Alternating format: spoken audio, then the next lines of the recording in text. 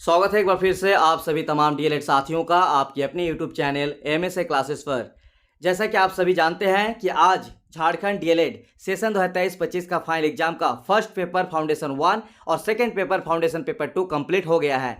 हमने आप लोगों को फाउंडेशन पेपर 1 और फाउंडेशन पेपर 2 के लिए 12 इंपॉर्टेंट क्वेश्चन दिए थे और एक बार फिर से पिछले 6 सालों में 5 सेशन की तरह इस बार भी सेशन 2023-25 के आज के फाउंडेशन पेपर 1 और फाउंडेशन पेपर 2 में दोनों पेपर में हमारे इंपॉर्टेंट क्वेश्चन से 8 में से 8 क्वेश्चन आ गया। लिखना कितना था? 5 क्वेश्चन। तो ये है एमएसए क्लासेस का कमाल जो पिछले 6 साल से लगातार जारी है और इस बार भी सेशन 2023-25 को हमने दिखा दिए और इसी तरह से आप लोग को बाकी पेपर के लिए ऑल द बेस्ट। तो चलिए, कल आप लोग आए फाउंडेशन पेपर 3 जिसका ऑलरेडी आप लोग को पेड ग्रुप में वीडियो दे दिया गया है। वीडियो को देख लीजिएगा, 40-45 मिनट का वीडियो होगा।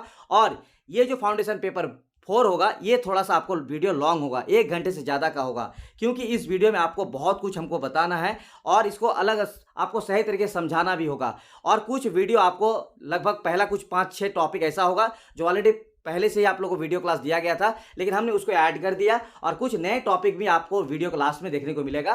तो ये अगर इस वीडियो में हमने टोटल 10 टॉपिक को कवर किया है कल के एग्जाम के लिए, अभी तक आपने जो भी तैयारी कर रहे हैं बहुत बढ़िया बात, और जो भी आपने नोट्स पढ़े हैं, जो भी आपने इंपॉर्टेंट क्वेश्चन दिए हैं आपको 12 करके, उससे फिर से कल भी आप लोग का एग्जाम बेहतरीन होने वाला है। लेकिन आज अगर आपको शॉर्ट में समझना है तो ये 1 घंटे से ज़्यादा जो वीडियो होगा इस वीडियो को आपको देखना है। हम एक करके पूरा समझाएंगे। कुछ वीडियो आपको पहले से देख रहा होगा या फिर आप स्किप भी कर सकते हैं और वीडियो को थोड़ा सा फास्ट करके देखिएगा, यानी 1.5 में देखिएगा स्पीड में। यूट्यूब में एक सेटिंग भी है 1.5 करने का, तो स्पीड को बढ़ा के भी आप लोग देख सकते हैं। तो चलिए वीडियो को स्टार्ट करते हैं। तो चलिए, आज का क्लास है टॉपिक 1 और क्लास 1 जिसमें शैक्षिक तकनीकी और प्रौद्योगिकी यानी एजुकेशनल टेक्नोलॉजी का आप लोग का कंप्लीट क्लास देने जा रहे हैं। और आप लोग टेलीग्राम चैनल को ज्वाइन कर लीजिएगा, डिस्क्रिप्शन में टेलीग्राम चैनल का लिंक है, टेलीग्राम चैनल को ज्वाइन कर लीजिएगा, specially DElEd students.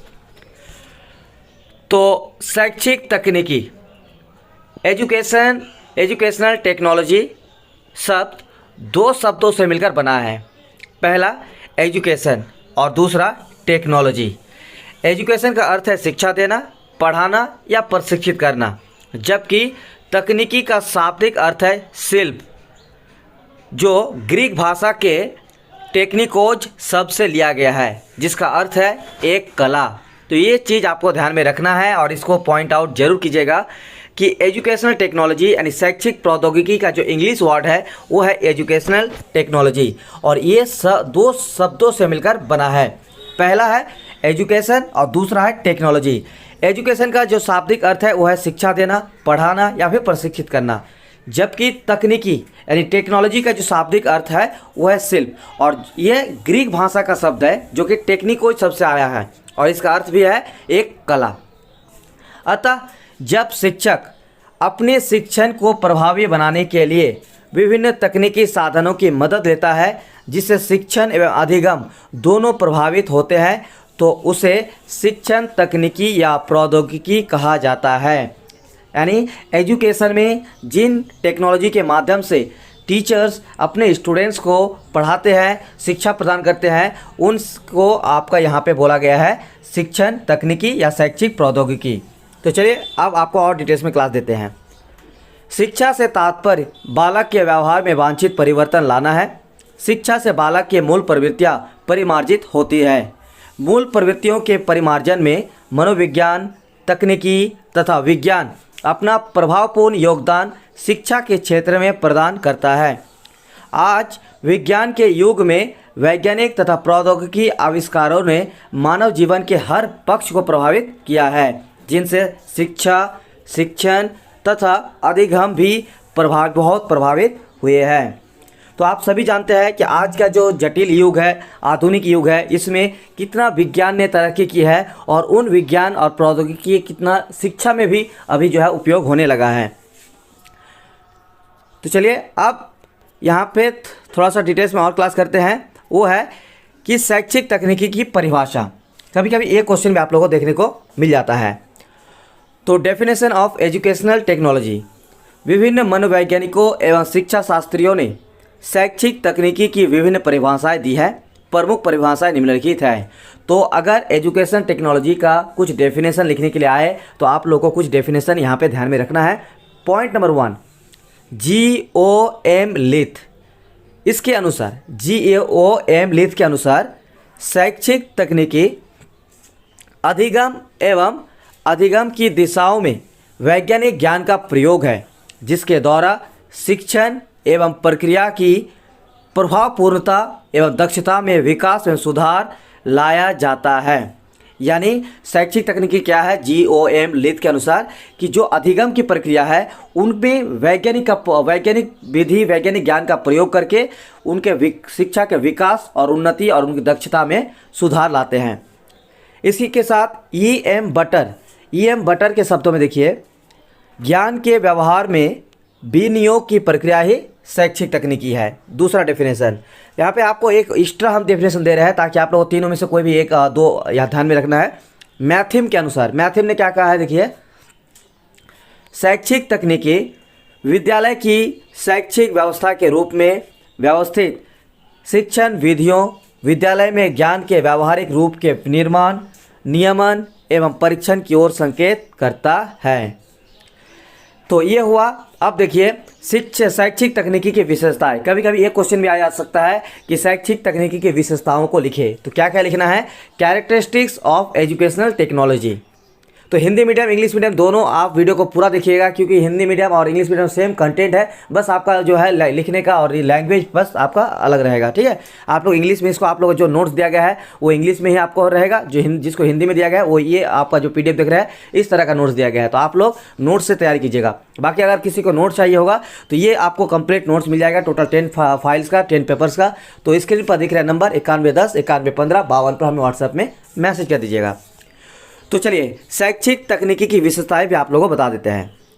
Point number 1, शैक्षिक तकनीकी शिक्षण प्रक्रिया को वैज्ञानिक, स्पष्ट, सुगम, रुचिकर आदि बनाने के लिए महत्वपूर्ण भूमिका निभाती है।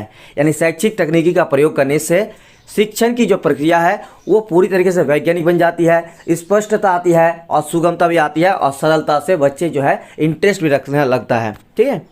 पॉइंट नंबर 2, यह वैज्ञानिक ज्ञान के प्रयोग पर आधारित है। तीसरी विशेषता शैक्षिक तकनीकी का, यह अंतःक्रिया विश्लेषण, अभिक्रमित अध्ययन, सूक्ष्म शिक्षण और दृश्य श्रव्य सामग्री आदि की नई खोजों के विकास में महत्वपूर्ण भूमिका निभाती है। पॉइंट नंबर 4, इसमें प्रभावी अधिगम के लिए विधियों एवं तकनीकों के विकास पर जोर दिया गया है, जो निरंतर तथा विकसित प्रणाली है। पॉइंट नंबर 5, शैक्षिक तकनीकी में अधिगम के परिणामों के जांच हेतु मापक यंत्र की व्यवस्था पर जोर दिया गया है। शैक्षिक तकनीकी में मनोविज्ञान, विज्ञान, तकनीकी, कला, प्रणाली, दृश्य श्रव्य सामग्री और मशीनों का प्रयोग शामिल किया गया है। 7वां, शैक्षिक तकनीकी शिक्षा का एक ऐसा नया क्षेत्र है जिसका संबंध प्रक्रिया, प्रोसेस, इनपुट और आउटपुट में से होता है। ठीक है, चलिए ये हुआ उसका विशेषता। 7 विशेषता आप लोग यहाँ पे ध्यान में रखना है।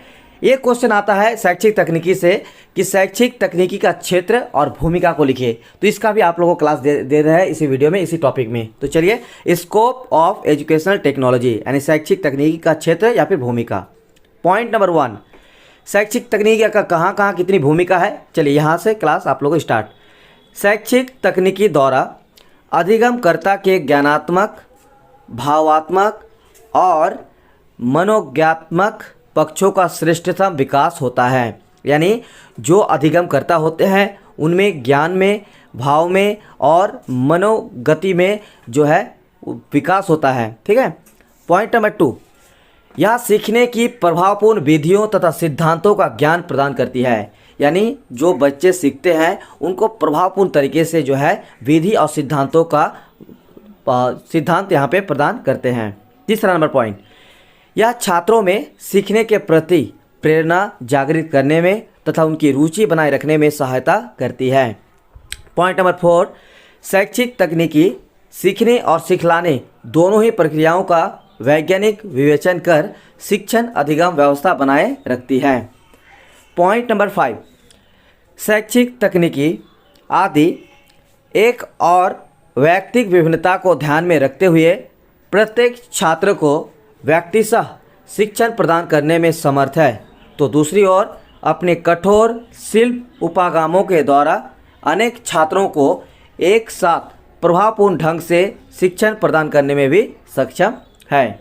ठीक है, तो शिक्षण तकनीकी क्या है? सीखने और सिखाने दोनों में ही वैज्ञानिक विवेचन कर शिक्षण अधिगम को और ज़्यादा प्रभावित करती है। और पांचवा क्या है कि शिक्षक तकनीकी जो है एक तरफ जो है व्यक्तिगत विभिन्नता को ध्यान में रखते हुए प्रत्येक छात्रों को, ठीक है, अलग अलग मतलब पर्सनली शिक्षण प्रदान करने में भी समर्थ है।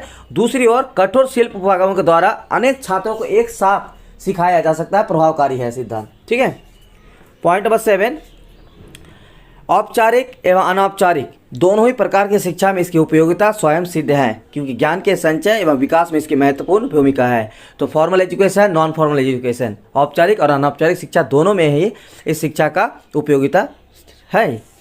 7वां नंबर पॉइंट, शैक्षिक तकनीकी के द्वारा शिक्षा के क्षेत्र में अभिक्रमित अनुदेशन, सूक्ष्म शिक्षण, अनुरूपित शिक्षण, अंत प्रक्रिया विश्लेषण, दृश्य श्रव्य सामग्री, वीडियो टेप रिकॉर्डर। देखिए यहाँ पे किन किन सामग्रियों का प्रयोग किया जाता है। शिक्षण तकनीकी के द्वारा शिक्षा के क्षेत्र में अभिक्रमित अनुदेशन, सूक्ष्म शिक्षण, अनुरूपीन शिक्षण, अंत प्रक्रिया विश्लेषण, दृश्य श्रव्य सामग्री, video tape recorder, projector, computer तथा अन्य जीवन अवधारणाओं का जन्म हुआ है। यानी इनके शिक्षण तकनीकी के वजह से ही इतनी सारी चीज़ों का जो है विकास हुआ है, जन्म हुआ है। इनके माध्यम से शिक्षण तथा प्रशिक्षण को प्रभावशाली बनाया जा सकता है तथा शिक्षकों और छात्रों के व्यवहार में अपेक्षित परिवर्तन लाया जा सकता है। एक और इसमें टॉपिक में आप लोगों को हम कंप्लीट क्लास देते हैं। हो सकता है कि ये क्वेश्चन भी कई बार एक दो बार आया हुआ है कि शैक्षिक तकनीकी की प्रकृति को लिखे। ठीक है, शैक्षिक तकनीकी से आप क्या समझते हैं? इसकी प्रकृति को लिखे, इसकी परिभाषा को लिखे। तो शैक्षिक तकनीकी की प्रकृति क्या क्या है? तो नेचर ऑफ एजुकेशनल टेक्नोलॉजी। तो ये सारा चीज़ आपको नोट्स में दिया हुआ है और इसी के अकॉर्डिंग आप लोग को तैयारी करवा रहे हैं। ठीक है, तो अगर आप जो भी स्टूडेंट नोट्स लेना चाहेंगे वो आप मैसेज व्हाट्सएप कर दीजिए, आपको नोट्स मिल जाएगा। शैक्षिक तकनीकी की प्रकृति, नेचर ऑफ एजुकेशनल टेक्नोलॉजी, यह विज्ञान का व्यावहारिक रूप है क्योंकि इसमें विज्ञान तथा तकनीकी का प्रयोग किया जाता है। पहला पॉइंट क्या है कि विज्ञान का व्यावहारिक रूप है शैक्षिक तकनीकी, जिसमें विज्ञान और तकनीकी यानी साइंस और टेक्नोलॉजी दोनों का प्रयोग किया जाता है। इसकी दूसरी प्रकृति है, इसके प्रयोग से शिक्षण विधि, उद्देश्य, नीति, पाठ्यपुस्तक और वातावरण के द्वारा विद्यार्थियों एवं अध्यापकों के व्यवहार में वांछित परिवर्तन लाया जाता है। पॉइंट नंबर 3, इसके द्वारा कक्षा शिक्षण को सरल, वैज्ञानिक, वस्तुनिष्ठ तथा प्रभावपूर्ण बनाया जा सकता है। यानी जो कक्षा का शिक्षण प्रक्रिया है कक्षा में, उसको सरल बनाया जा सकता है, वैज्ञानिक बनाया जा सकता है, वस्तुनिष्ठ और प्रभावपूर्ण। तो ये इसकी प्रकृति है। तीसरा, ये इसकी प्रकृति है, साथ में इसका विशेषता भी लिख सकते हैं। इसको अगर मान के चलिए कि विशेषता आ जाती है तो आपको इसी को जो है अपने शब्दों में आपको लिख देना है। ठीक है, ये भी आपका विशेषता में आ जाती है। तो यह तकनीकी शिक्षा संबंधी मूल्यांकन तथा निर्देशन में वैज्ञानिक रूप से सुधार करती है। 5वां पॉइंट, शैक्षिक तकनीकी मनोविज्ञान, दृश्य श्रव्य सामग्री, मशीन विज्ञान, कला आदि से बहुत सहायता लेती है। उसके बाद इस तकनीकी के द्वारा शिक्षा के क्षेत्र में कई नवीन अवधारणाओं का जन्म हुआ है, जैसे अभिक्रमित अध्ययन, ठीक है, जैसे प्रोजेक्टर, कंप्यूटर, लैपटॉप, ये सब आपको जो बोले, वीडियो टेप रिकॉर्डर, श्रव्य दृश्य सामग्री। तो ये, और इसमें एक और क्वेश्चन आता है, एक और टॉपिक है, वो है शैक्षिक तकनीकी की उपयोगिता। और शैक्षिक तकनीकी जो है एजुकेशन टेक्नोलॉजी और कहाँ कहाँ प्रयोग किया जाता है, इसका भी इसी में आप लोग क्लास दे दिए, एक्स्ट्रा क्लास करने की आपको ज़रूरत नहीं पड़ेगा। तो अगर इस वीडियो का पूरा देख लिए तो आपको एजुकेशन टेक्नोलॉजी से रिलेटेड कोई भी क्वेश्चन आए तो आपकी तैयारी यहाँ से हो जाएगी। तो देखिए, शैक्षिक तकनीकी की उपयोगिता आज दिन प्रतिदिन बढ़ती जा रही है। विश्व का प्रत्येक देश इसे अपना रहा है। कोठारी कमीशन 1966 ने अपनी एक टिप्पणी में कहा है, पिछले कुछ सालों में भारत के विद्यालयों में कक्षा अध्ययन को फिर से जीवन दान देने या अनुप्रमाणित करने की प्रविधियों पर काफ़ी ध्यान दिया गया है। बुनियादी शिक्षा का पहला उद्देश्य प्राइमरी स्कूलों के सारे जीवन और कार्यकलापों में क्रांतिकारी परिवर्तन लाना एवं बच्चे के मन, शरीर और आत्मा का सर्वोत्तम और सर्वांगीण विकास करना था। इस दृष्टि से भी शैक्षिक तकनीक का अपना एक महत्व सिद्धांत है। तो इसकी उपयोगिता कहाँ कहाँ देखिए। शिक्षा के लिए उपयोगिता, पहला है शिक्षण तकनीकी यानी शैक्षिक तकनीक का पहला उपयोगिता है टीचर्स के लिए। कैसे, चलिए यहाँ से देख लेते हैं। शैक्षिक तकनीक पर अधिकार रखने वाला शिक्षक अपने छात्रों के व्यवहार का अध्ययन कर सकता है, समझ सकता है और उनमें वांछित सुधार लाने का प्रयत्न कर सकता है। शिक्षक को विषय वस्तु के साथ साथ व्यवहार अध्ययन और व्यवहार सुधार की प्रणालियों का ज्ञान भी होना चाहिए। शैक्षिक तकनीकी इस क्षेत्र में शिक्षक को समर्थ बनाती है। शैक्षिक तकनीकी शिक्षण को शिक्षण उपागमों, शिक्षण व्यूह रचनाओं तथा शिक्षण विधियों के विषय में वैज्ञानिक ज्ञान प्रदान करती है। प्रशिक्षण पाठ्यक्रमों में प्रभावशाली शिक्षक तैयार करने के लिए micro teaching, mini teaching, simulated teaching और टीचर ट्रेनिंग आदि नवीन विधियों का प्रयोग करने के लिए शैक्षिक तकनीकी दिशा निर्देश प्रदान करती है।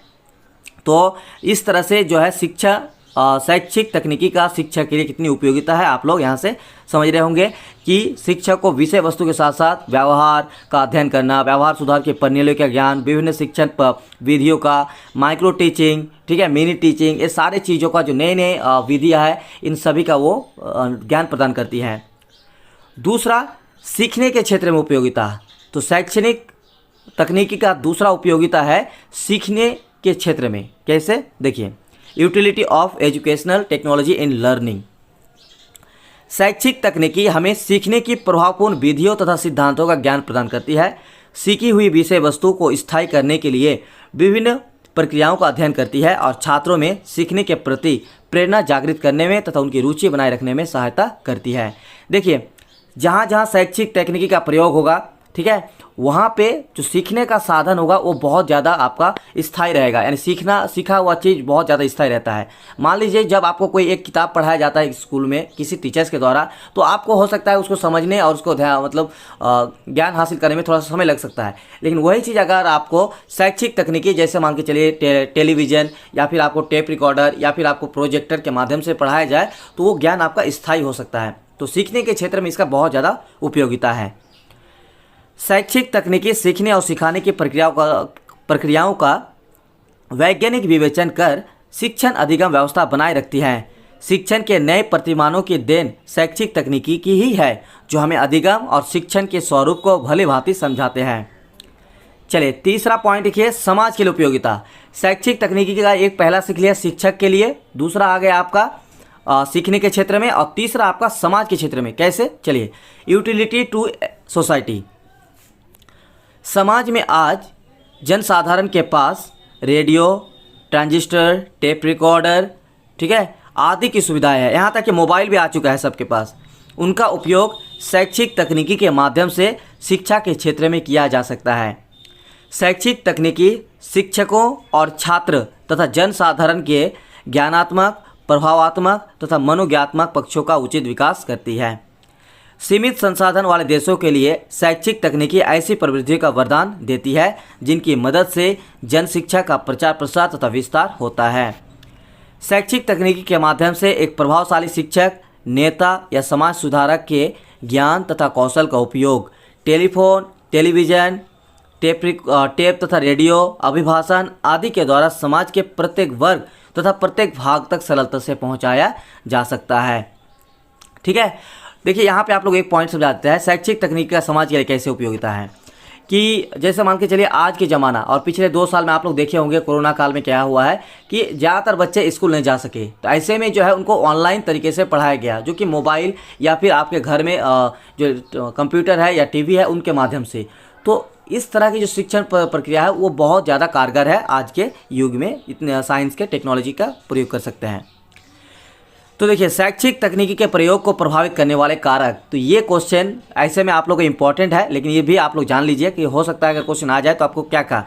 यहाँ पे हम आपको सिर्फ 5 पॉइंट बताएंगे, बाकी अगर आपको इसका क्वेश्चन आ जाता है तो आपको उसको डील कर देना है। डील कैसे करना है आप लोग यहाँ पे समझा देते हैं। पहला देखिए, शैक्षिक तकनीकी के प्रयोग को प्रभावित करने वाले कारक, यानी कौन कौन सा ऐसा कारक है जो शैक्षिक तकनीकी का जो प्रयोग है इसको प्रभावित कर सकता है। पहला, राजनीतिक कारक, यानी राजनीतिक तौर पर भी इसका जो है प्रभावित कर सकती है। अगर कोई नेता या कोई मंत्री चाहेंगे कि शैक्षिक तकनीक का प्रयोग अपने क्षेत्र में या अपने राज्य में ज़्यादा से ज़्यादा हो तो वो कर सकता है, और नहीं चाहेगा तो नहीं होगा। तो इस तरह से राजनीतिक कारक भी इसका प्रभाव है। दूसरा है मनोवैज्ञानिक कारक। तो मनोवैज्ञानिक कारक भी इसको प्रभावित करते हैं कि इसका उपयोग कितना हद तक सही है और कितना इसका जो है नेगेटिव भी है। तो ये सारा चीज़ जो है मनोवैज्ञानिक तरीके से आपको पॉजिटिव और नेगेटिव दोनों आ जाएगा। उसके बाद शैक्षिक कारक, आर्थिक कारक भी आ जाता है। आर्थिक कारक में कि जैसे आपका मान लीजिए मोबाइल, तो मोबाइल तो ऐसा नहीं है कि हर किसी के पास है। अभी भी आज के ज़माने में आप बहुत सारे ऐसे फैमिली को देखिएगा कि जिसके पास मोबाइल नहीं है, तो ऐसे में उन तक शिक्षा पहुंचाना भी एक मुश्किल होगा। तो ऐसे में आर्थिक कारक भी है, तो उनको तक शिक्षा पहुंचाने के लिए कुछ कैसे क्या करना है, इसमें आप जो है सुधार होना होगा। उसके बाद देखिए सामाजिक एवं सांस्कृतिक कारक, तो ये भी एक कारण बनता है, सामाजिक एवं सांस्कृतिक कारक। तो फाउंडेशन पेपर 4 का दूसरा टॉपिक शैक्षिक तकनीकी के प्रकार, और टोटल 4 तरह के प्रकार है शैक्षिक तकनीकी का यानी एजुकेशन टेक्नोलॉजी का। पहला है शिक्षण तकनीकी यानी टीचिंग टेक्नोलॉजी। दूसरा है अनुदेशनात्मक तकनीकी यानी इंस्ट्रक्शनल टेक्नोलॉजी। तीसरा है व्यवहारिक तकनीकी यानी बिहेवियर टेक्नोलॉजी। और चौथा है अनुदेशनात्मक रूपरेखा प्रारूप यानी इंस्ट्रक्शनल डिज़ाइन टेक्नोलॉजी। ठीक है, तो पहला हम लोग पहले क्लास करेंगे, उसका है शिक्षण तकनीकी क्या है इसका डिटेल्स में। तो टीचिंग टेक्नोलॉजी, शिक्षा शास्त्री स्किनर के अनुसार शिक्षण तकनीकी शिक्षक की प्रभावशीलता को बढ़ाने वाला शास्त्र है और शिक्षण प्रणाली को अधिक समृद्ध बनाता है।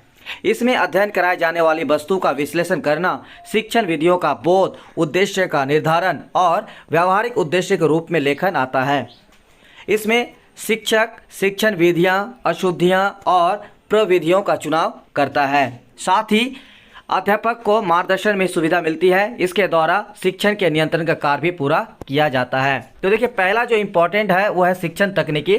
शिक्षण तकनीकी में क्या होता है कि जो शिक्षा की जो प्रणाली है उसको प्रभावपूर्ण बनाती है, और इसमें जो है उसको और ज़्यादा विकसित और ज़्यादा समृद्ध भी बनाते हैं। और इसमें जो भी उपलब्ध कराया जाता है उसमें अध्ययन कराए जाने वाली वस्तु का विश्लेषण, शिक्षण विधियों का बोध, उद्देश्य का निर्धारण, ये सारी चीज़ जो है इसमें इसके अंतर्गत आता है। दूसरा है आपका अनुदेशनात्मक तकनीकी इंस्ट्रक्शनल टेक्नोलॉजी। तो आप लोग का बहुत जल्द मैराथन क्लास भी आएगा, आप लोग चैनल को सब्सक्राइब कर रखिएगा। मैराथन क्लास रात 8 बजे से स्टार्ट करेंगे, लगभग 15-16 तारीख से, जनवरी से। ठीक है, तो आप लोग तैयार रहिएगा, और मैराथन क्लास अगर कर लेते हैं तो आपकी एग्जाम की तैयारी बहुत अच्छा हो जाएगा। अनुदेशनात्मक तकनीकी यानी इंस्ट्रक्शनल टेक्नोलॉजी। अनुदेशन का शाब्दिक अर्थ है सूचनाएं देना। मानव अधिकांशतः अनुदेशन से ही अधिगम करता है यानी लर्निंग करता है। अतः वे सभी क्रियाएं जो सीखने में सुविधा देती है वह अनुदेशन कहलाती हैं। अनुदेशन का अर्थ क्या है? सूचना देना, यानी किसी को कोई जानकारी देना। और मानव जो है अधिकांश जो लर्निंग करता है, जो अधिगम करता है, वो अनुदेशन के माध्यम से ही करता है। अतः वे सभी क्रियाएं जो सीखने में सुविधा देती है वह अनुदेशन कहलाती हैं। इसमें यह जरूरी नहीं कि सभी क्रियाएं शिक्षक और छात्रों के बीच अंतक्रिया हो। इसके अतिरिक्त जो भी विधियां और प्रविधियां अपने माध्यम से उद्देश्यों की प्राप्ति कराती है वह अनुदेशन तकनीकी कहलाती है। मतलब इसका मतलब ये नहीं कि सिर्फ शिक्षक और छात्रों के बीच जो अंतक्रिया होती है उसी में आपका अनुदेशन होता है। इसके अतिरिक्त भी बहुत सारी विधियां और प्रविधियां हैं जिसके माध्यम से उद्देश्य की प्राप्ति की जा सकती है। वो सारी चीज़ जो है अनुदेशन तकनीकी कहलाता है। अगला टॉपिक हमारा है व्यावहारिक तकनीकी यानी बिहेवियरल टेक्नोलॉजी। व्यवहार तकनीकी से अभिप्राय है अधिगम में व्यवहार की प्रकृति तथा स्वरूप का अध्ययन कराना। इस तकनीकी के माध्यम से यह स्पष्ट हो जाता है कि विद्यार्थियों के व्यवहारों में वांछित परिवर्तन किस तरह लाया जा सकता है और शिक्षकों के कक्षा संबंधी व्यवहारों में कैसे सुधार हो सकता है।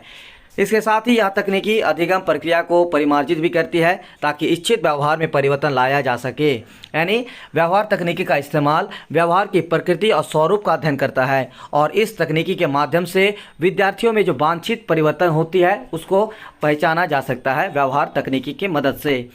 इसमें व्यवहार का मापन और निरीक्षण भी संभव होता है। और हमारा लास्ट जो प्रकार है वो है अनुदेशनात्मक रूपरेखा प्रारूप इंस्ट्रक्शनल डिजाइन। शिक्षा शास्त्री अनविन के अनुसार अनुदेशन के प्रारूप से अभिप्राय आधुनिक कौशल और प्रविधियों का शिक्षा एवं प्रशिक्षण की आवश्यकताओं के लिए प्रयोग करना। यानी अनुदेशनात्मक रूपरेखा क्या है कि जो आज के आधुनिक युग में कौशल और जितनी सारी प्रविधियां हैं उन सभी का शिक्षा और प्रशिक्षण में जो आवश्यकता प्रयोग किया जाती है वही आपका अनुदेशात्मक रूपरेखा है। इसके अंतर्गत वे सभी विधि, साधन, वातावरण आदि शामिल किए जाते हैं जो अधिगम को सुगमता दे सकते हैं। इसके निम्नलिखित 3 रूप प्रसिद्ध है: प्रशिक्षण मनोविज्ञान, इनपुट को प्रभावी बनाना; पृष्ठपोषण मनोविज्ञान यानी आउटपुट को प्रभावी बनाना; और प्रणाली विश्लेषण यानी कि प्रोसेस को प्रभावी बनाना। तो आउटपुट, इनपुट, आउटपुट और प्रोसेस को प्रभावी बनाना। ठीक है, तो subscribe YouTube channel for DElEd class and guidance. और चलिए एक और आप लोग को यहाँ पे टॉपिक उसके बारे में बता देते हैं इस वीडियो में। कभी कभी इसका सवाल आ जाता है कि शिक्षण तकनीकी, अनुदेशन तकनीकी एवं व्यवहार तकनीकी में अंतर स्पष्ट करें। शिक्षण तकनीकी, अनुदेशन तकनीकी एवं व्यवहार तकनीकी का तुलनात्मक अध्ययन। शिक्षण तकनीकी यानी टीचिंग टेक्नोलॉजी, तो ठीक है, यहाँ पे एक एक करके बता रहे हैं। अनुदेशन तकनीकी बीच में और लास्ट में आपका व्यवहार तकनीकी। पहला है शिक्षण तकनीकी का जन्मदाता है हर्बर्ट मैरिसन, ब्रूनर, हंट, ग्लेसर तथा गेज। और अनुदेशन तकनीकी का जन्मदाता है स्किनर, ग्लेसर, ब्रूनर तथा असवेल। और व्यवहार तकनीक का जन्मदाता है स्किनर, एमिडोन तथा फ्लेंडर। शिक्षण तकनीकी का उद्देश्य ज्ञानात्मक, भावात्मक तथा क्रियात्मक पक्षों का विकास करना। अनुदेशन तकनीकी का उद्देश्य केवल ज्ञानात्मक पक्ष का विकास करना। यानी शिक्षण तकनीक का विकास क्या है? ज्ञानात्मक, भावात्मक और क्रियात्मक तीनों पक्षों का विकास। लेकिन अनुदेशन में सिर्फ और सिर्फ ज्ञानात्मक पक्ष का विकास करना होगा और व्यवहार तकनीकी में क्रियात्मक पक्ष के विकास को प्राथमिकता दी जाती है। तीसरा तत्व देखिए, पाठ्य वस्तु एवं संप्रेषण को महत्व दिया जाता है। शिक्षण में विद्यार्थी मुख्य तत्व शामिल होते हैं शिक्षण तकनीकी में। उसका अनुदेशन तकनीकी में देखिए, पाठ्य वस्तु के स्वरूप एवं उसकी व्यवस्था को ही अधिक महत्व दी जाती है, विद्यार्थी अधिक क्रियाशील रहता है। और व्यवहार तकनीकी में संप्रेषण से अधिक महत्वपूर्ण होता है, शिक्षक एवं विद्यार्थी क्रियाशील रहते हैं। शिक्षण तकनीकी का आधार सामाजिक, दार्शनिक तथा मनोवैज्ञानिक पर आधारित सिद्धांत एवं नियम। अनुदेशनात्मक का है आपका यहाँ पे पाठ्य वस्तु, उद्देश्य का प्रतिपादन, पुनर्बलन की प्रविधियाँ तथा मानदंड, परीक्षा। ठीक है, ये सारा नोट्स में आप लोगों को दिया गया है, आप इससे नोट्स की तैयारी कर लीजिएगा। ठीक है, और अगला है व्यवहार तकनीकी। तो व्यवहार तकनीकी में आपको यहाँ पे जो है व्यक्तिगत व्यवहार के सिद्धांत, व्यवहार के प्रतिमान एवं स्वरूप, निरीक्षण एवं विधियाँ एवं सुधार। ठीक है, आप तीनों का उपयोग देख लेते हैं। पहला उपयोग है शिक्षण से अधिकतम उद्देश्यों की प्राप्ति करना तथा उस शिक्षण में समुचित व्यूह, रचना, युक्ति तथा पुनर्बलन की प्रविधियों को महत्व करना। दूसरा उपयोग है इसका अनुदेशनात्मक का तकनीकी का स्वतः अध्ययन, पत्राचार, पाठ्यक्रम एवं व्यक्तिगत भिन्नता को नियंत्रित करने के लिए इस तकनीकी का प्रयोग करना। और लास्ट है व्यवहार तकनीकी का व्यक्तिगत अध्ययन तथा प्रशिक्षण द्वारा प्रभावशाली शिक्षक तैयार करना। और महत्व देखिए, सबसे पहला महत्व है यहाँ पे शिक्षण तकनीकी का महत्व है शिक्षक को प्रभावशाली और सार्थक बनाना। और अनुदेशन को प्रभावशाली और स्वदेशी बनाना। और व्यवहार का विद्यार्थियों के व्यवहार एवं शिक्षकों के व्यवहार में परिवर्तन लाना। और उदाहरण देखिए तीनों का अलग अलग। शिक्षण तकनीकी का उदाहरण है स्मृति स्तर, बोध स्तर तथा चिंतन स्तर पर आधारित शिक्षण। और यहाँ पे देखिए अनुदेशनात्मक में अभिक्रमित अनुदेशन, श्रृंखला एवं साखी अनुदेशन का प्रयोग। और लास्ट में है व्यवहार तकनीकी, जिसमें विद्यार्थियों के व्यवहार एवं शिक्षकों के व्यवहार में परिवर्तन लाना। अनुकरणीय शिक्षण, प्रशिक्षण, समूह एवं सूक्ष्म शिक्षण तथा अंतःक्रिया। टॉपिक 3 शैक्षिक तकनीकी के उपागम को विस्तार से लिखे।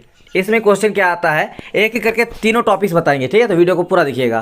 पहला टॉपिक हम यहाँ पे क्लास देने जा रहे हैं वो है शैक्षिक तकनीकी के उपागम और उनका विस्तार से वर्णन लिखने के लिए आ सकता है। मतलब जो शैक्षिक तकनीकी यानी एजुकेशनल टेक्नोलॉजी में जो यूज किया जाता है वो कितने तरह के उपागम होते हैं। तो यहाँ पे आप लोगों को पहले बता देते हैं 3 तरह के जो है शैक्षिक तकनीकी के उपागम हैं। तो चलिए एक एक करके आपको क्लास देते हैं। पहला नंबर कठोर शिल्प उपागम, जिसमें इंग्लिश में है हार्डवेयर अप्रोचेस। ठीक है, तो इंग्लिश वाला याद रखिएगा, हिंदी वाला भी। कठोर शिल्प उपागम, हार्डवेयर अप्रोचेस। शिक्षण में अभियंत्रण की मशीनों का प्रयोग शैक्षिक तकनीकी प्रथम या कठोर उपागम कहलाता है। कठोर उपागम को दृश्य श्रव्य सामग्री या मशीनी प्रणाली के रूप में भी जाना जाता है। कठोर उपागम के अंतर्गत शिक्षण सहायक सामग्री पर विशेष जोर दिया जाता है। यह उपागम भौतिक विज्ञान और इंजीनियरिंग के सिद्धांतों एवं व्यवहारों पर आधारित है। इस उपागम का जन्म भौतिक विज्ञान तथा अभियंत्रण तकनीकी से हुआ है। तो देखिए, शिक्षण में जो अभियंत्रण के मशीनों का प्रयोग किया जाता है, ठीक है, वो सारे शैक्षिक तकनीकी का प्रथम या कठोर उपागम या फिर हार्डवेयर अप्रोचेस कहलाता है। कठोर उपागम का तात्पर्य शिक्षा में प्रयुक्त होने वाले उन तकनीकी उपकरणों से है जिनके माध्यम से शिक्षण प्रक्रिया को सरल, रुचिपूर्ण एवं प्रभावशाली बनाया जाता है तथा शिक्षण के उद्देश्यों को प्राप्त किया जाता है।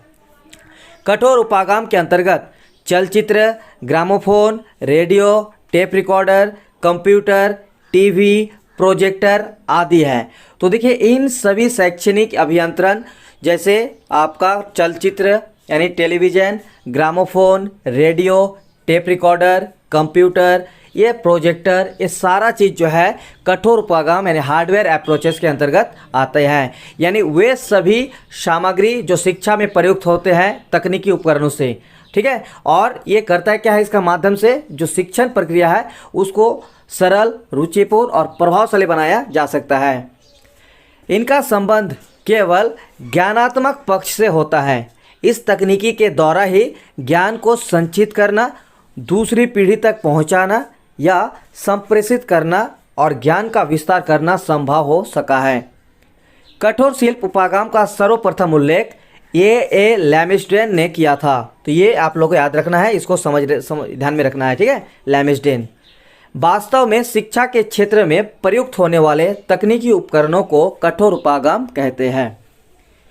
इनकी परिभाषा दी गई है, देखिए परिभाषा है डेविस के अनुसार कठोर उपागम यानी देखिए यहाँ पे आपको इसीलिए कंप्लीट क्लास दे रहा है क्योंकि कभी कभी क्वेश्चन ये तो ये भी पूछ सकता है कि कठोर उपागम और मृदुल उपागम में क्या संबंध है या क्या अंतर है, उनका डिटेल्स में वर्णन करें। तो फिर इसीलिए आपको डिटेल्स में क्लास दे रहे हैं। तो कठोर उपागम यानी हार्डवेयर अप्रोचेस के लिए जो डेफिनेशन दिया गया है, पहला है डेविस के अनुसार कठोर उपागम शिक्षा और शिक्षण प्रणाली में भौतिक विज्ञान का उपयोग है और जिसके द्वारा शिक्षण प्रक्रिया का धीरे धीरे मशीनीकरण किया जा सकता है। यानी कठोर उपागम शिक्षा और शिक्षा प्रणाली में जो है भौतिक विज्ञान का उपयोग है। मैरिलम निक्सन के अनुसार शैक्षिक तकनीकी उपागम का कार्य व्यक्ति एवं समाज की शैक्षिक आवश्यकताओं की संतुष्टि करना है। चलिए यहाँ पे दिखा देता है थोड़ा सा, यहाँ पे आपको जो है डिटेल्स में क्लास हो जाएगा कि श्रव्य कठोर उपागम, दृश्य कठोर उपागम और दृश्य श्रव्य कठोर उपागम, यानी 3 तरह के कठोर उपागम होते हैं। एक श्रव्य जिसको सुनकर शिक्षा प्रदान की जा सकती है, जैसे radio, gramophone, tape recorder, linguaphone, telephone वार्ता, भाषा प्रयोगशाला, आकाशवाणी, स्टूडियो रिकॉर्डर, मानव शौर। दूसरा दृश्य कठोर उपागम है जो दृश्य यानी दिखाया जा सकता है, जैसे मॉडल, चित्र तथा पोस्टर, ब्लैक बोर्ड यानी सैम्पट, मैजिक लैंटर्न, पत्र पत्रिकाएं तथा समाचार पत्र, रेखा चित्र तथा खाके, वास्तविक पदार्थ, चित्र दर्शक, मानचित्र, ग्लोब, संदर्भ पुस्तकें, एटलास आदि। और दृश्य श्रव्य कठोर उपागम जो कि आपको दिखाई भी देगा और सुनाई भी देगा, जैसे दूरदर्शन, चलचित्र, closed circuit television, video cassette, प्रयोगशाला, कार्यशाला, ड्रामा, वीडियो कॉन्फ्रेंसिंग, इंटरनेट। ये हुआ आपका श्रव्य दृश्य कठोर उपागम। तो चलिए अब दूसरा यहाँ पे आपका क्वेश्चन है, ये है अगला टॉपिक है मृदुल उपागम, ठीक है। तो तीसरा 3 तक जाएंगे इसका, फिर इसका कंप्लीट क्लास हो जाएगा। तो मृदुल उपागम जिसको दूसरा नाम है कोमल शिल्प उपागम भी बोला जाता है, और इसका एक और नाम है सॉफ्टवेयर अप्रोचेस, और इसका दूसरा एक और नाम है इंग्लिश में एजुकेशनल टेक्नोलॉजी 2, और पहले वाला था एजुकेशनल टेक्नोलॉजी 1। शैक्षिक तकनीकी द्वितीय अथवा कोमल उपागम या फिर मृदुल उपागम को अनुदेशन तकनीकी, शिक्षण तकनीकी तथा व्यवहार तकनीकी की संज्ञा दी जाती है। कठोर उपागम विज्ञान और तकनीकी पर आधारित ना होकर सामाजिक विज्ञान, मनोविज्ञान और विशेषकर अधिगम के मनोविज्ञान की आधारशिला पर खड़ा है। कोमल उपागम में शिक्षण तथा अधिगम के मनोवैज्ञानिक सिद्धांतों का प्रयोग किया जाता है, जिससे व्यवहार में अपेक्षित परिवर्तन किया जा सके। कठोर उपागम का संबंध उद्देश्य के व्यवहारिक रूप, शिक्षण के सिद्धांतों, शिक्षण की विधियों तथा प्रविधियों, अनुदेशन प्रणाली, पुनर्बलन तथा पृष्ठपोषण की युक्तियों एवं मूल्यांकन से होता है। संक्षेप में, कोमल उपागम के अंतर्गत इनपुट, प्रोसेस और आउटपुट तीनों पक्षों को विकसित करने का प्रयास किया जाता है। सरल शब्दों में हम कह सकते हैं कि तकनीकी एवं मशीनी उपागम के माध्यम से प्रयोग में लाई जाने वाली शिक्षण सामग्री, अभिक्रमित अनुदेशन सामग्री, शिक्षण विधियाँ, युक्तियाँ आदि कोमल उपागम है। इसका डेफिनेशन देख लेते हैं। अर्थर, देखिए एक मिनट, इसमें आप लोगों को समझा देते हैं। देखिए कठोर उपागम तो हो गया। कोमल उपागम में क्या होता है, इसमें शिक्षण विधि और प्रविधियों, अनुदेशन प्रणाली, इन सभी का जो है मूल्यांकन करने के लिए शिक्षा प्रदान की जाती है।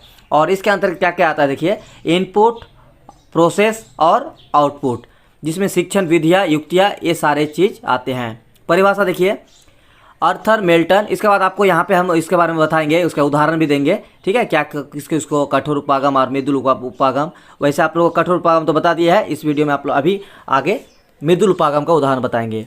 तो एक परिभाषा आप लोग इसको ध्यान में रखना है आर्थर मेल्टन का। आर्थर मेल्टन 1959 ने एक कोमल उपागम के संबंध में अपने महत्वपूर्ण विचार व्यक्त किया है। उनके अनुसार यह तकनीकी सीखने के मनोवैज्ञानिक पर आधारित है तथा अनुभव प्रदान करके छात्रों में अपेक्षित व्यवहार परिवर्तन की प्रक्रिया का शुभारंभ करती है। अगला देखिए, अब यहाँ के उदाहरण दे देते हैं आपको। देखिए जैसे आप लोगों को कठोर उपागम बता दिए, सैम्पर, ओवरहेड प्रोजेक्टर, वीसीआर एवं मॉनिटर, कंप्यूटर, ऑडियो रिकॉर्डर, ठीक है, उसके बाद आपका खाली कागज। तो उसी तरह आपका मृदुल उपागम के उदाहरण देखिए यहाँ पे, जैसे चौक का कार्य, transparencies, video programme, computer program, recorded सामग्री, लिखित सामग्री, ये आपका मृदुल उपागम। आप चलिए प्रणाली विश्लेषण उपागम भी होते हैं, तो इसका क्या है देख लेते हैं। सिस्टम एनालिसिस अप्रोचेस और एजुकेशन टेक्नोलॉजी 3। द्वितीय विश्व युद्ध के पश्चात एक नवीन प्रबंध तकनीकी मैनेजमेंट टेक्नोलॉजी का विकास हुआ। इस विचारधारा को शिक्षण तकनीकी तृतीय या प्रणाली उपागम के नाम से जाना जाता है। इसे शैक्षणिक प्रबंध भी कहा जाता है। शिक्षा प्रशासन में प्रबंध को वैज्ञानिक आधार प्रदान कर इसे अधिक प्रभावशाली एवं सुदृढ़ बनाया जा सकता है। प्रणाली उपागम का संबंध कक्षा के बाह्य परिवेश से होता है, जो व्यवस्था में व्याप्त कमियों या समस्याओं का उजागर करना होता है और वैज्ञानिक पद्धतियों के आधार पर उसका समाधान निकालता है। इस प्रकार प्रणाली उपागम के द्वारा विद्यालय के प्रबंध, प्रशासन और व्यवस्था संबंधी समस्याओं का समाधान करके उसे प्रभावशाली और कम खर्चीला बनाया जा सकता है। शिक्षा में प्रणाली उपागम नवीन समस्या समाधान प्रविधि है। यह सभी पक्षों और घटकों के साथ शिक्षा को संपूर्णता में देखता है। शिक्षा के घटक, विद्यार्थी, शिक्षक, पाठ्यक्रम, शिक्षण माध्यम, पाठ्यवस्तु, अनुदेशन प्रणाली, भौतिक पर्यावरण तथा अनुदेशनात्मक उद्देश्यों का मूल्यांकन। तो इन सारे चीज़ों में जो है इनका प्रयोग होता है, ठीक है, प्रणाली विश्लेषण उपागम का। यानी इसका काम है कि समस्याओं का समाधान करने के लिए अनुदेशनात्मक लक्ष्यों और व्यावहारिक उद्देश्यों को परिभाषित करना और उन्हें व्यावहारिक रूप में लिखना होता है। विविध संचार माध्यम में प्रकरणों द्वारा इन उद्देश्यों की प्राप्ति क्रियाकलाप निश्चित करना होता है। छात्रों की आवश्यकताओं और विशेषताओं को चिन्हित करना है। विषय के प्रभावशाली अधिगम के लिए समुचित विधियों का चयन के लिए विविध करना। समुचित अधिगम अनुभव का चयन करना। इन अनुभवों के लिए संबंधित प्रकरणों, संचार माध्यमों तथा संसाधनों को छांटना, ठीक है। अब इसका एक डेफिनेशन यहाँ पे आप लोगों को ध्यान में रखना है। सिल्वर्न के अनुसार शैक्षिक उपागम प्रणाली पर भागों और उनके अंतर संबंधों की पहचान करने के लिए मौजूदा सिस्टम पर विश्लेषण किया जाता है, ठीक है। चलिए अब थोड़ा सा आगे बढ़ते हैं। एक क्वेश्चन ये आ सकता है आप लोगों का कि कठोर शिल्प तथा कोमल शिल्प उपागम के उपयोग और आवश्यकता तथा महत्व को लिखें। तो इसका क्या क्या महत्व और आवश्यकता है, चलिए आपको एक ही यहाँ में समझा देते हैं और इसको क्लास देते हैं। तो use, need and importance of hardware and software approaches. जो हम hardware and software approaches use करते हैं, इस्तेमाल करते हैं, उनका उपयोग और महत्व। यह उपागम विषय वस्तु को अधिक ग्राह्य तथा सरल बनाने में महत्वपूर्ण भूमिका निभाते हैं। यह विषय वस्तु को ज़्यादा आकर्षित, रोचक, जीवंत बनाने में समर्थ होते हैं। तीसरा, इन दोनों उपागम का प्रयोग छात्रों की रुचि जागृत करने, उन्हें जिज्ञासु बनाने तथा उन्हें प्रेरित करने के लिए किया जाता है। अगला, इन उपागमों के प्रयोग से पाठ्यक्रम छात्रों को अधिक संरचनात्मक तथा अस्पष्टता महसूस होती है। यह छात्रों की व्यक्तिगत भिन्नता पर ध्यान रखकर उचित शिक्षण प्रणाली का उपयोग प्रभावशाली बनाने को महत्वपूर्ण भूमिका का निर्वाह करते हैं। इन उपागम के प्रयोग से छात्र अधिक से अधिक उत्साहित होकर कक्षा कार्यों में सक्रिय हो जाते हैं। यह दोनों उपागम शिक्षकों तथा छात्रों के समय, शक्ति तथा स्रोतों का सही उपयोग करने में सहायक होते हैं। कम समय एवं कम शक्ति में अधिक से अधिक प्रभावशाली शिक्षण अधिगम करना इनकी विशिष्टता होती है। और इससे रिलेटेड एक और क्वेश्चन जो इम्पोर्टेंट है वो है कठोर उपागम और मृदुल उपागम यानी हार्डवेयर एंड सॉफ्टवेयर अप्रोचेस में अंतर लिखने के लिए भी आ जाता है। तो इसका जो है आप लोगों को यहाँ पे क्लास इसका भी दे देते हैं। तो देखिए, एक तरफ है कठोर उपागम, दूसरी तरफ है कोमल उपागम। इसे शैक्षिक तकनीकी प्रथम भी कहा जाता है और कोमल उपागम में देखिए इसे शैक्षिक तकनीकी द्वितीय भी कहा जाता है। इसे कठोर उपागम, पहले हम यहाँ पे कठोर उपागम का पढ़ेंगे और उसके बाद फिर कोमल उपागम को पढ़ेंगे। तो आप लोग इस तरह से समझ लीजिएगा, ठीक है।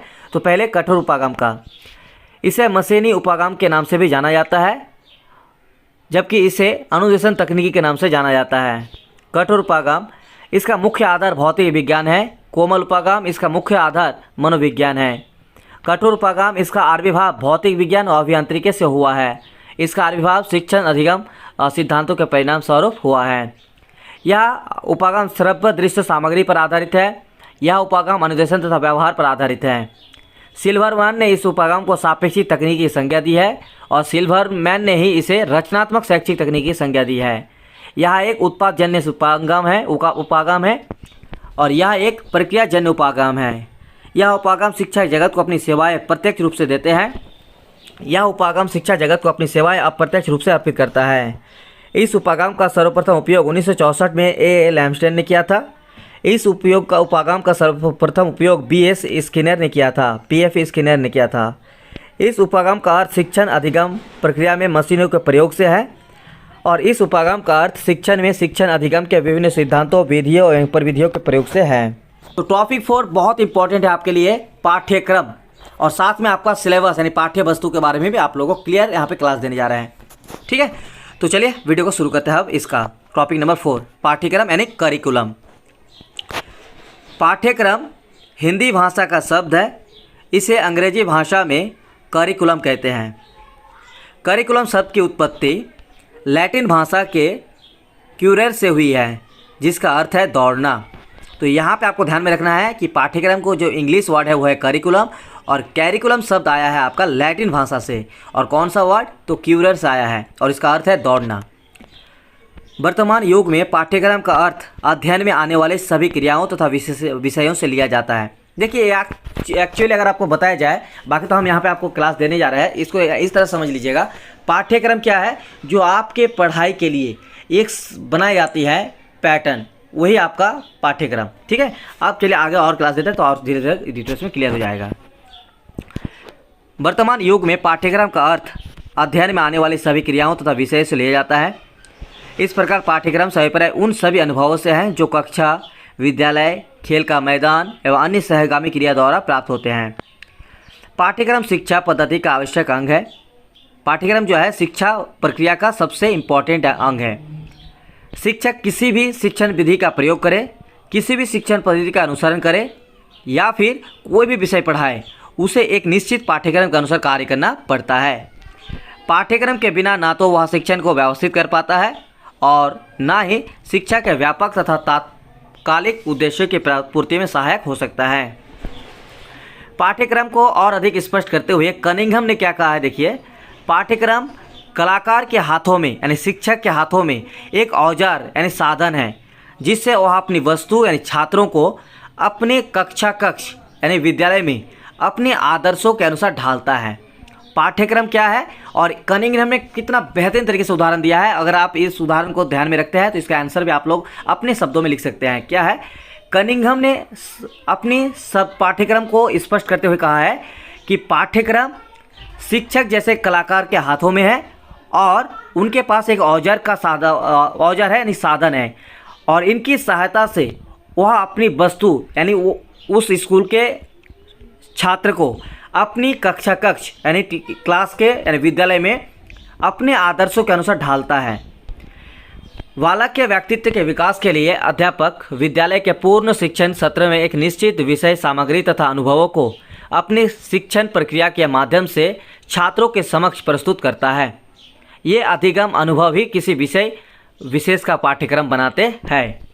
पाठ्यक्रम की परिभाषा चलिए इसके बारे में दिखा देते हैं। डेफिनेशन करिकुलम, तो पहले आपको तो कनिंघम के बारे में जरूर लिखना है डेफिनेशन, कि कलाकार यानी शिक्षक के हाथों में यह पाठ्यक्रम एक साधन है जिससे वह अपने शिक्षार्थी को अपने आदर्श उद्देश्य के अनुसार अपने स्टूडियो यानी स्कूलों में ढाल सके। एक और डेफिनेशन देखिए हॉर्न महोदय के अनुसार, पाठ्यक्रम वह है जो बालकों को पढ़ाया जाता है, यह शांतिपूर्ण पढ़ने या सीखने से अधिक है। इसे उद्योग, व्यवसाय, ज्ञान उपार्जन, अभ्यास और क्रियाएं शामिल हैं।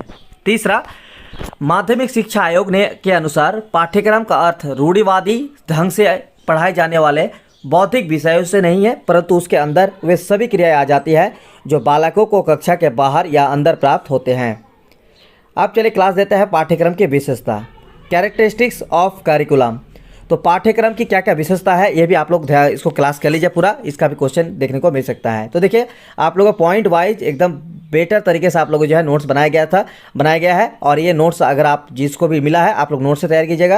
अगर बाकी कोई स्टूडेंट नोट्स लेना चाहेंगे तो हमें व्हाट्सएप पे मैसेज कर दीजिएगा, जो स्क्रीन पर आपको नंबर दिख रहा होगा। पाठ्यक्रम की क्या क्या विशेषता है। पहला विशेषता, पाठ्यक्रम परिवर्तनशील है। समाज की आवश्यकताओं को देखते हुए पाठ्यक्रम यानी करिकुलम में निरंतर बदलाव किए जाते हैं। ठीक है, इसमें बदलाव होते रहते हैं।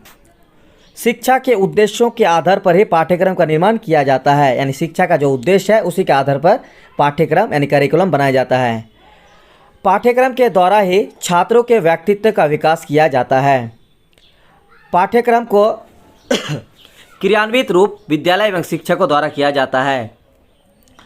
पाठ्यक्रम द्वारा छात्रों के व्यवहार यानी बिहेवियर में वांछित परिवर्तन लाया जाता है। पाठ्यक्रम के द्वारा छात्रों में समस्या समाधान की प्रविधि में वृद्धि की जाती है। प्रवृत्ति में पाठ्यक्रम यानी करिकुलम के द्वारा ही छात्रों में ज्ञानात्मक, भावात्मक एवं क्रियात्मक कुशलताओं का विकास किया जाता है। तो अब चलिए पाठ्यक्रम के उद्देश्य का क्लास देते हैं। तो ऑब्जेक्टिव्स ऑफ करिकुलम, पाठ्यक्रम का उद्देश्य छात्रों के ज्ञानात्मक, भावात्मक एवं क्रियात्मक पक्षों का विकास करना है। पॉइंट नंबर 2, पाठ्यक्रम का दूसरा उद्देश्य छात्रों का नैतिक एवं चारित्रिक विकास करना, यानी छात्रों में जो नैतिकता और चारित्रिकता का विकास करना, ये भी पाठ्यक्रम का दूसरा उद्देश्य है।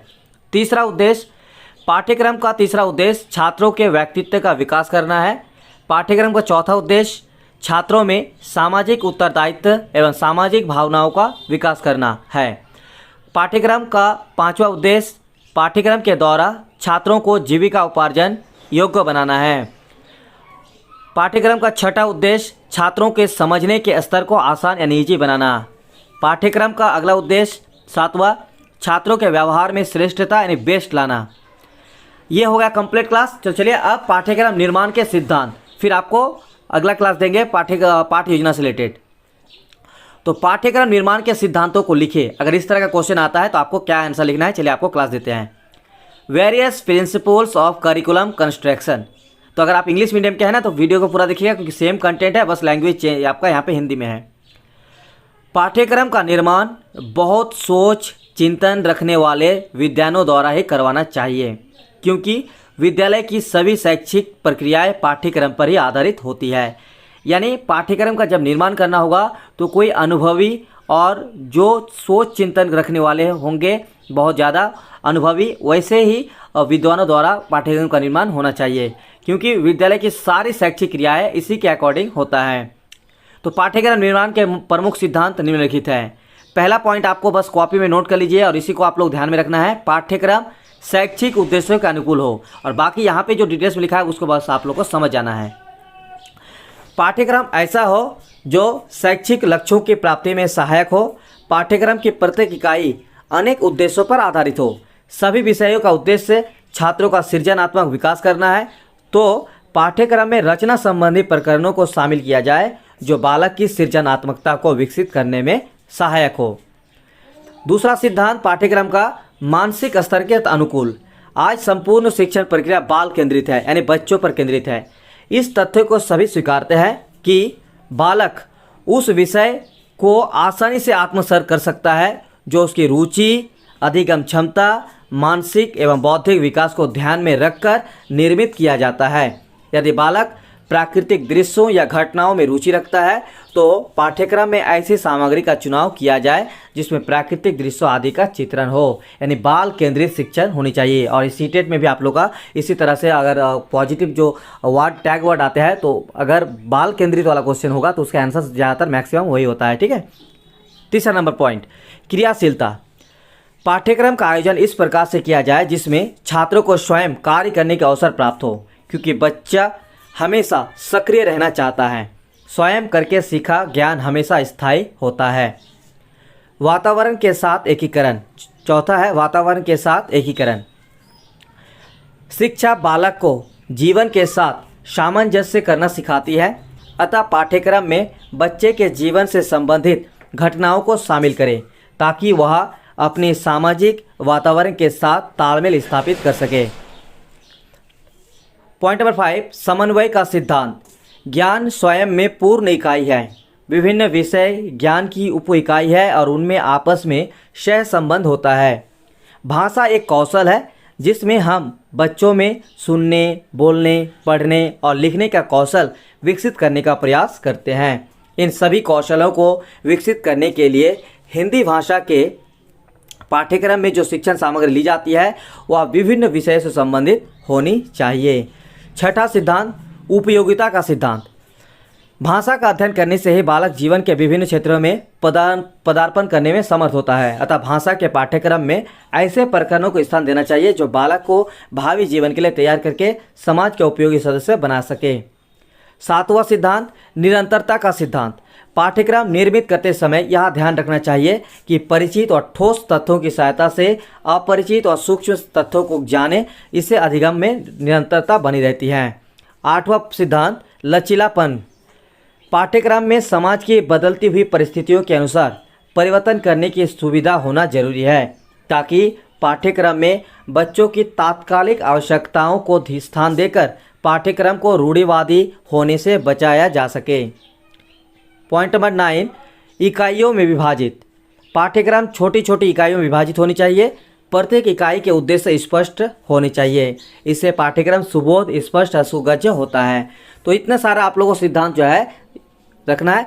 अब चलिए एक और क्वेश्चन आ सकता है कि पाठ्यक्रम की आवश्यकता और महत्व क्या है। तो जो आप लोगों को दिया गया था उसी को यहाँ पे थोड़ा सा हम डिटेल्स कर दिया है, इसको आप लोग स्क्रीनशॉट ले सकते हैं या आप लोग कर लीजिएगा। ठीक है। टॉपिक नंबर 5, पाठ्यक्रम और पाठ्यचर्या यानी पाठ्य वस्तु में अंतर। तो ये क्वेश्चन बहुत बार देखने को मिलता है, तो इस टॉपिक का क्लियर करेंगे और 3 टॉपिक यहाँ पे आप लोगों को क्लियर कर दे रहे हैं और फिर नेक्स्ट क्लास में आप लोगों को पाठ योजना का कंप्लीट क्लास देने जा रहे हैं। तो पाठ योजना के लिए आप लोग वीडियो को का इंतजार कीजिएगा, चैनल को सब्सक्राइब रखिएगा और बेल आइकन को प्रेस कीजिएगा। जो भी वीडियो आएगा आप लोगों को नोटिफिकेशन मिल जाएगा और आप लोग वीडियो देख लीजिएगा। ठीक है। तो पाठ्यक्रम और पाठ्यचर्या यानी पाठ्य वस्तु में अंतर, differences between curriculum and syllabus. तो पाठ्यक्रम के अंतर्गत बच्चों को विषय को समझने का अच्छा अवसर प्राप्त होता है। इसमें वे समस्त क्रियाएं शामिल की जाती है जो क्रियाएं बालक के व्यवहार को प्रभावित करती हैं, जबकि सिलेबस में विद्यार्थियों के विषय को अच्छी तरह से समझने का अवसर नहीं मिलता है। दूसरा का इसका अंतर देखिए, यदि इसके क्षेत्र को देखा जाए तो पाठ्यक्रम का क्षेत्र अत्यंत व्यापक होता है, इसका बहुत बड़ा क्षेत्र होता है। शिक्षार्थी के जीवन के लगभग प्रत्येक पक्ष से यह संबंधित होता है, जबकि पाठ्यचर्या का क्षेत्र जो है संकुचित होता है, जिससे केवल इस बात का ज्ञान होता है कि विभिन्न स्तरों पर बालकों को विभिन्न विषयों का कितना ज्ञान प्राप्त हुआ है। पाठ्यक्रम के अंतर्गत विद्यालय की समस्त क्रियाएं शामिल की जाती हैं, जैसे खेलकूद, शारीरिक प्रशिक्षण, सांस्कृतिक कार्यक्रम एवं पर्वों का आयोजन, एनसीसी, स्काउटिंग, गाइडिंग आदि कार्यों का आयोजन आदि का समावेश होता है। जबकि पाठ्यचर्या यानी सिलेबस के अंतर्गत केवल शिक्षण विषयों के प्रकरण यानी टॉपिक्स ही शामिल किए जाते हैं। इस प्रकार इसका स्वरूप अत्यंत सुनिश्चित होता है। चौथा अंतर, पाठ्यक्रम का क्षेत्र व्यापक है। यह बालक के सर्वांगीण विकास का साधन है, जबकि पाठ्यचर्या पाठ्यक्रम के इस लक्ष्य में उसका एक साधन मात्र ही है।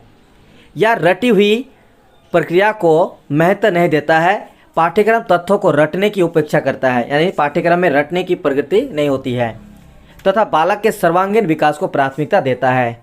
जबकि सिलेबस में यानी पाठ्यचर्या में रटने की प्रवृत्ति को प्रोत्साहित करके परीक्षा में सफल होना ही मुख्य लक्ष्य माना जाता है। छठा पॉइंट, पाठ्यक्रम बालकों के जीवन के सभी पहलुओं जैसे सामाजिक, आर्थिक, नैतिक, भावनात्मक तथा मौखिक के विकास से संबंधित है।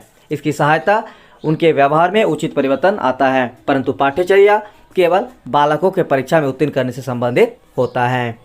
सातवां पॉइंट, पाठ्यक्रम का रूप व्यापक होता है। इसमें लिखित, मौखिक और पुस्तकीय एवं व्यावहारिक ज्ञान दिया जाता है। तो जिन स्टूडेंट को नोट दिया गया है, आप लोगों को नोट्स में ऑलरेडी है, तो ये सब आप लोग पढ़ लीजिएगा।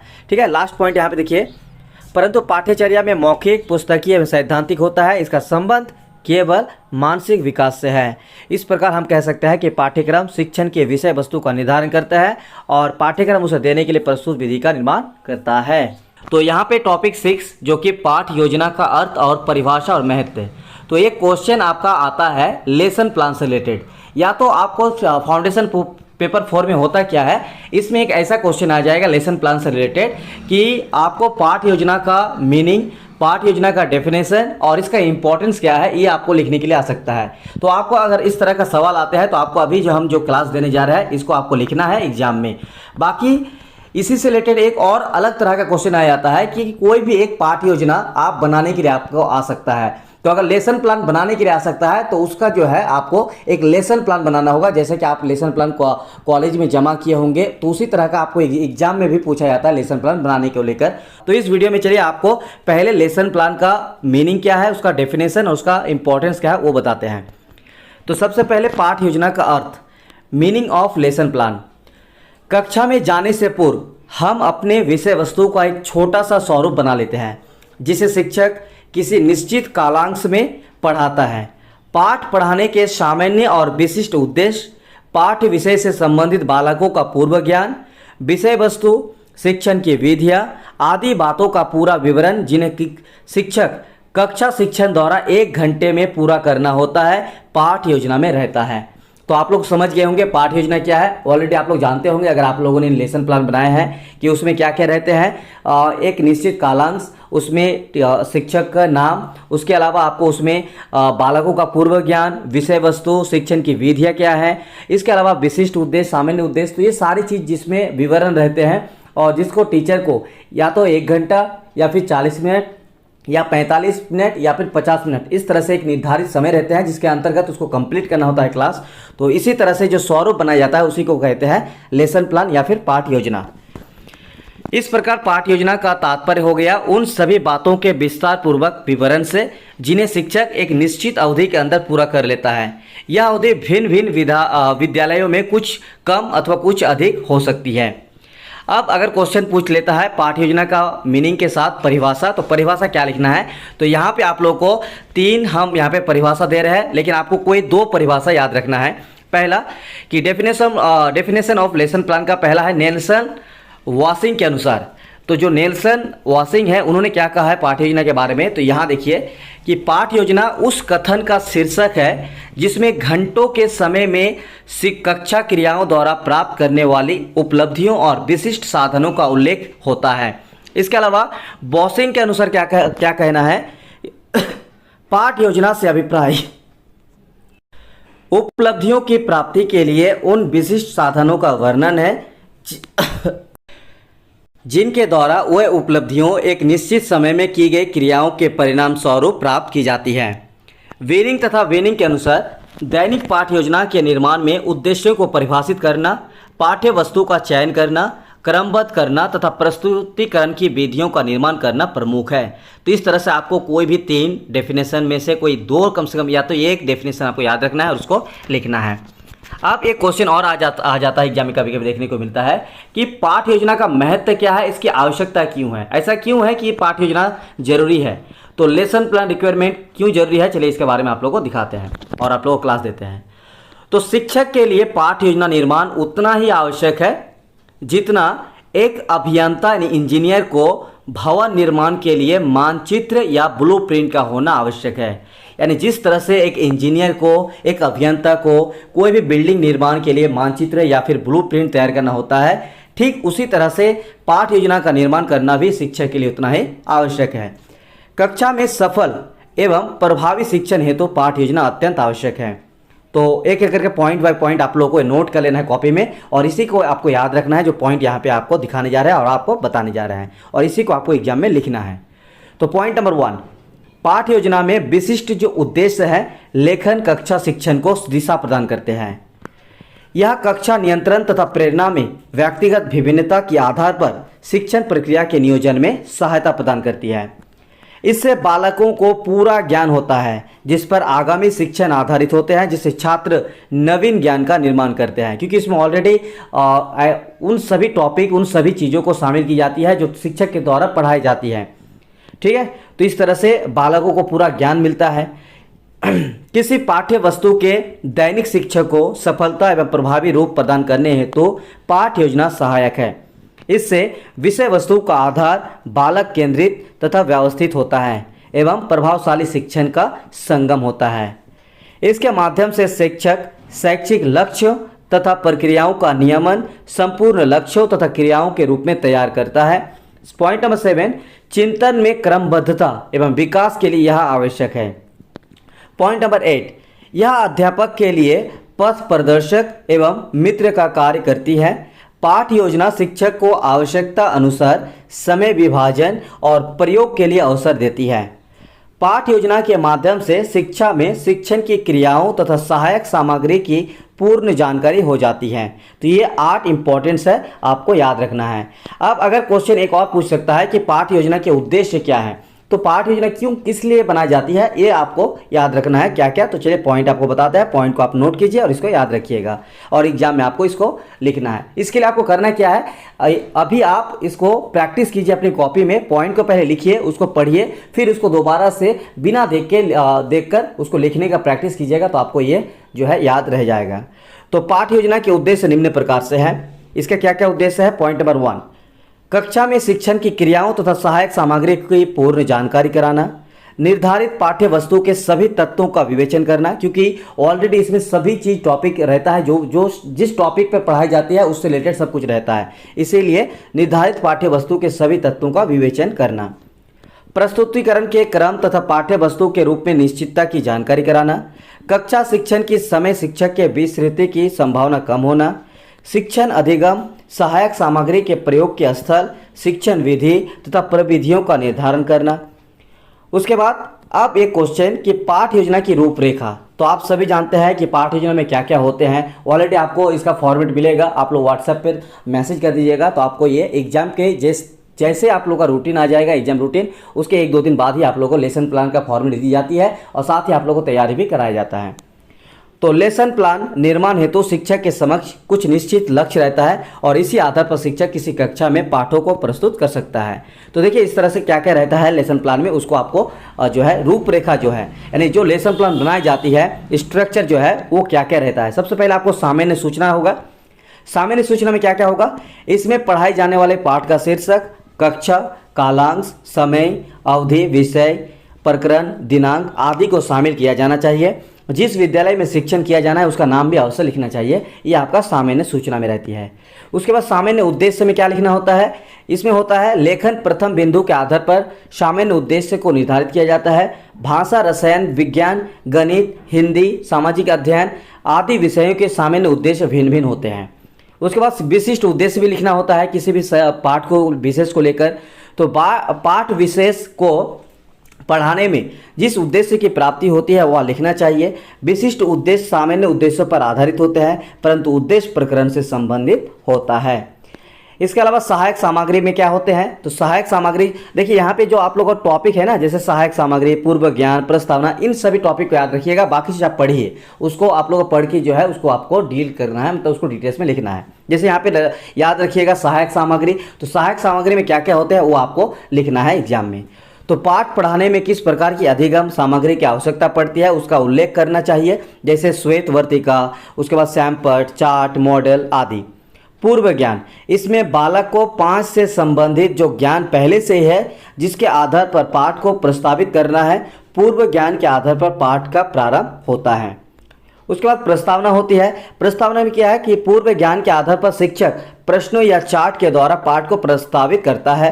प्रस्तावना का अंतिम प्रश्न समस्यात्मक होता है। उद्देश्य कथन, पाठ में जिस उद्देश्य का वर्णन किया गया है उस उद्देश्य को लिखना चाहिए। पॉइंट नंबर 8, प्रस्तुतिकरण। लेसन प्लान के इस भाग में छात्रों के सम्मुख नवीन ज्ञान प्रस्तुत किया जाता है। इसके लिए प्रस्तुत 2 भागों में विभक्त कर दिया जाता है। एक भाग में अध्ययन स्थितियां एवं दूसरे भाग में अध्ययन बिंदु लिखते हैं। शिक्षक विभिन्न शिक्षण पद्धति, विभिन्न प्रविधियों, दृश्य श्रव्य विधियों का प्रयोग करता है। विषय वस्तु को 1 या 2 सोपानों में प्रस्तुत किया जा सकता है। उसके बाद आपका बोध प्रश्न होते हैं, जिसमें शिक्षक पढ़ाए गए पाठ में से प्रश्न पूछता है, जो बोध प्रश्न कहलाता है। तो इस तरह से आप लोगों को याद रखना है। उसके बाद सैमपट कार्य, सैमपट सारांश, इसमें क्या होता है कि जो शिक्षक द्वारा पढ़ाए गए प्रयोग आदि को इसमें लिखा जाता है। उसके बाद कक्षा कार्य, छात्रों को पाठ से संबंधित प्रश्न हल करने के लिए देना चाहिए। निरीक्षण कार्य में क्या है, इसमें अध्यापक दिए गए कार्य का निरीक्षण कार्य करेगा। मूल्यांकन में अध्यापक द्वारा पढ़ाए गए पाठ में से ऐसे प्रश्न पूछे जाते हैं जिससे ये ज्ञात होता है कि बालकों ने कहाँ तक नवीन ज्ञान अर्जित किया है। उसके बाद पुनरावृत्ति प्रश्न होगा और लास्ट में आपका गृह कार्य यानी होमवर्क होगा। तो ये टॉपिक आपको याद रखना है। और एक क्वेश्चन आ जाता है कि आदर्श पाठ योजना की विशेषता। तो जो आदर्श पाठ योजना अगर आप बनाएंगे तो उसकी विशेषता क्या क्या है, तो ये अलग से टॉपिक क्वेश्चन आंसर। तो ये इंपॉर्टेंट एग्जाम के तरफ से तो अभी तक उतना क्वेश्चन आया नहीं है, फिर भी इसको आप लोग को करवा देते हैं। लेकिन आप लोग को पाठ योजना का जो अभी तक जो बताया है उस चीज़ों को याद रखना है। पाठ योजना का उद्देश्य, उसका महत्व, उसका परिभाषा और उसका अर्थ, ये चीज़ आप लोग को ध्यान रखना है। बाकी आदर्श पाठ योजना की विशेषता को भी आप लोग को नोट्स में दिया गया है, तो इसको आप लोग पढ़ लीजिएगा। टोटल यहाँ पे 7 पॉइंट किया हुआ है। तो टॉपिक है हमारा टॉपिक नंबर 7, कंप्यूटर का शिक्षा के क्षेत्र में क्या उपयोग है, कंप्यूटर के लाभ और सीमाओं का वर्णन करें। तो झारखंड डीएलएड फाइनल एग्जाम में कई बार एक क्वेश्चन देखने को मिला है कि कंप्यूटर का शिक्षा के क्षेत्र में क्या योगदान है, क्या उपयोगिता है और इनका सीमा और लाभ को लिखने के लिए क्वेश्चन देखने को मिला है। तो शिक्षा के क्षेत्र में कंप्यूटर का क्या महत्व है। कंप्यूटर का शैक्षिक महत्व है। जब से शिक्षा के क्षेत्र में कंप्यूटर का प्रयोग होना शुरू हुआ है तब से शिक्षा के क्षेत्र से संबंधित कार्यों में तीव्रता आ गई है। यह शिक्षा क्षेत्र में आने वाली समस्याओं का समाधान अत्यंत तीव्र गति से करता है। आप सभी जानते हैं कि आज कंप्यूटर युग जो मॉडर्न युग है वो कंप्यूटर युग है और इसके साथ साथ शिक्षा भी बहुत हद तक जुड़ा हुआ है। ठीक है, तो यह 20वीं सदी की सबसे महत्वपूर्ण खोज है। यह एक ऐसा साधन है जो हर प्रकार की सूचनाओं को स्वीकार करके उसे उचित रूप में उपयोगकर्ता तक पहुंचाता है। अतः आज वर्तमान में शिक्षा में गुणात्मक सुधार और व्यक्तिक निर्देशन के लिए कंप्यूटर का प्रयोग किया जाता है। कंप्यूटर तकनीकी द्वारा शिक्षा के क्षेत्र में अनेक नवीन परिवर्तन की होते जा रहे हैं। कंप्यूटर के माध्यम से इंटरनेट द्वारा विभिन्न विषयों पर विशद जानकारी प्राप्त कर शिक्षण कार्य में सुधारात्मक कदम उठाए जा रहे हैं। जैसे मान लीजिए बहुत सारे ऐसे टॉपिक्स होते हैं जिसका आप को आंसर खोजना होता है, तो इसमें क्या होगा कि आप इंटरनेट या फिर कंप्यूटर के जरिए ही आप उसका आंसर खोजने की कोशिश करते हैं। तो आप सभी जानते हैं कि आज के मॉडर्न जनरेशन में शिक्षा के क्षेत्र में कंप्यूटर का कितना इम्पोर्टेंस है। तो कंप्यूटर का जो इम्पोर्टेंस है शिक्षा के क्षेत्र में, चलिए कुछ इंपॉर्टेंट यहाँ पे पॉइंट दिया हुआ है, इन पॉइंट को आप लोगों को कॉपी में नोट कीजिए और इन सभी पॉइंट को आपको ध्यान में रखना है कि शिक्षा के क्षेत्र में कंप्यूटर एक महासंगणक के रूप में कार्य करता है, क्योंकि यह बड़ी से बड़ी गणनाओं को कुछ ही सेकंड में हल कर देता है। Point number 1। पॉइंट नंबर 2, यह सूचनाओं का संग्रह बड़ी मात्रा में करता है, जिससे बड़ी मात्रा में शैक्षिक सूचनाओं का संग्रह आसानी से किया जा सकता है। इसका प्रयोग शिक्षण और अनुदेशन में किया जाता है। शैक्षिक संस्थाओं में प्रवेश परीक्षा, मूल्यांकन, परीक्षाफल आदि से संबंधित विभिन्न पहलुओं का विश्लेषण करने तथा निष्कर्ष तक पहुंचने में इसका प्रयोग किया जाता है। विभिन्न प्रकार के प्रशिक्षण एवं कौशलों के विकास एवं अभ्यास में इसकी महत्वपूर्ण भूमिका भी है। इसके अलावा देखिए, कंप्यूटर की सहायता से शैक्षिक अनुसंधानों में आंकड़ों का संग्रह व गणना आसानी से की जा सकती है। यह छात्रों को निर्देश और परामर्श देने में प्रयोग किया जाता है। विभिन्न शैक्षिक संस्थाओं की पारस्परिक तुलना करके गुणात्मक प्रगति का दिग्दर्शन कंप्यूटर के माध्यम से ही सरलता से किया जा सकता है। यानी बहुत सारे ऐसे शिक्षण संस्थान हैं जहाँ पे अगर उसमें उस शिक्षण संस्थान में कुछ गुणात्मक प्रगति को लाना है तो ऐसे में कंप्यूटर का माध्यम बहुत सरलता से यूज किया जा सकता है। प्रयोगशाला और दूसरे क्रियात्मक कार्यों में भी कंप्यूटर सहायक सामग्री के रूप में कार्य करता है। विभिन्न प्रकार के विचारों और सूचनाओं की पुनरावृत्ति में भी इसका प्रयोग किया जाता है। यह स्वशिक्षण में उपयोगी है।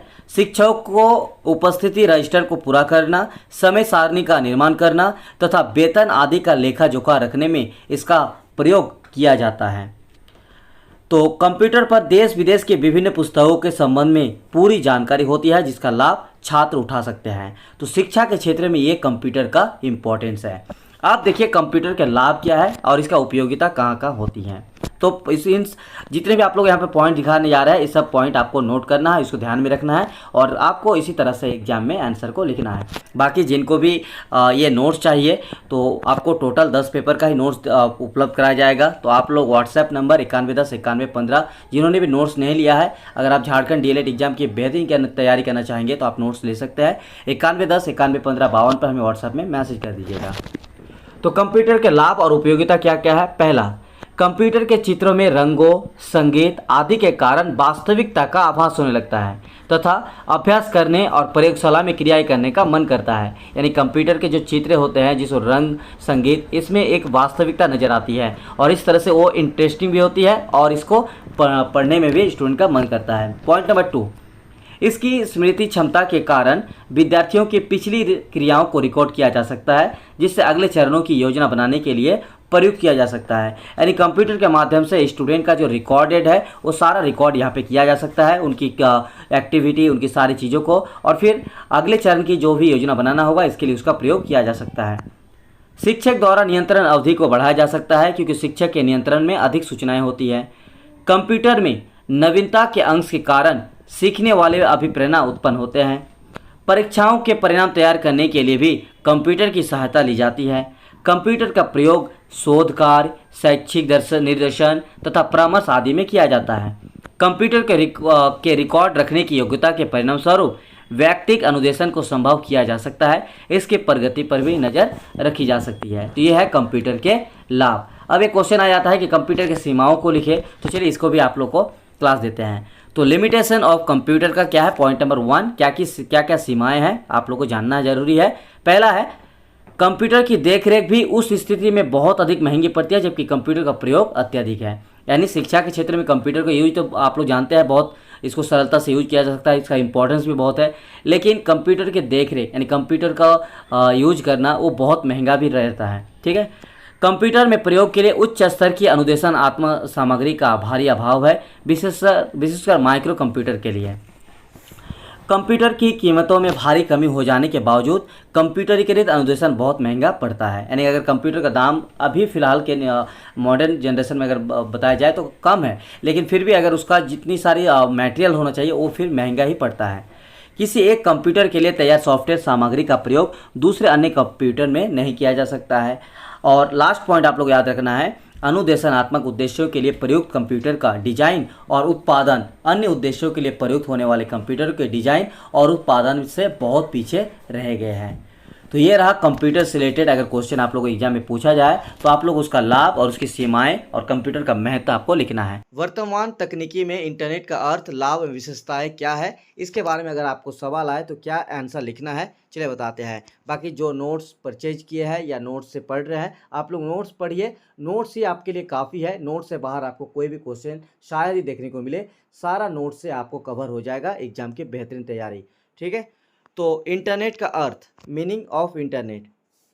तो देखिए जैसा कि आप लोगों को पिछले क्लास दिया गया था कि कंप्यूटर का विशेषता, शिक्षा के क्षेत्र में कंप्यूटर की उपयोगिता, इसी तरह से आप सभी जानते हैं आज की जो मॉडर्न जनरेशन है, इंटरनेट कितना कमाल की चीज़ है। एक इंटरनेट की मदद से ही आप बहुत दूर की चीज़ों को आसानी से सेकेंड और पल भर में ही जान सकते हैं। तो ऐसे में शिक्षा के क्षेत्र में भी इंटरनेट का काफ़ी उपयोगिता साबित हुई है। तो चलिए एक एक करके देख लेते हैं। इंटरनेट एक अत्याधुनिक संचार प्रौद्योगिकी है जिसमें करोड़ों कंप्यूटर एक नेटवर्क से जुड़े होते हैं। इंटरनेट को मोटे तौर पर कंप्यूटरों को के विश्वव्यापी नेटवर्क के रूप में परिभाषित किया जा सकता है, जो सूचना के आदान प्रदान संबंधी नियम के जरिए संचार करते हैं। तो आप सभी जानते हैं, हर एक कंप्यूटर दूसरे कंप्यूटर के साथ जो जाल बना के रखे हुए हैं, यही है इंटरनेट, जिसके माध्यम से एक सूचना, एक संचार आपका दूसरे जगह चंद चंद सेकंड में ही पहुंच जाते हैं और इनके माध्यम से पूरा विश्व जो है एक साथ जुड़ जाते हैं। तो ये है इंटरनेट, जो कि मॉडर्न जनरेशन का सबसे बेहतर टेक्नोलॉजी है।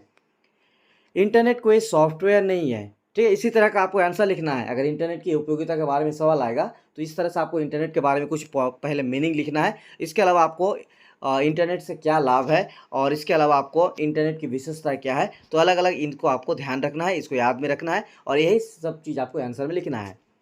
तो इंटरनेट क्या है? कोई सॉफ्टवेयर नहीं है, ना कोई प्रोग्राम है और ना कोई हार्डवेयर है। तो फिर क्या है?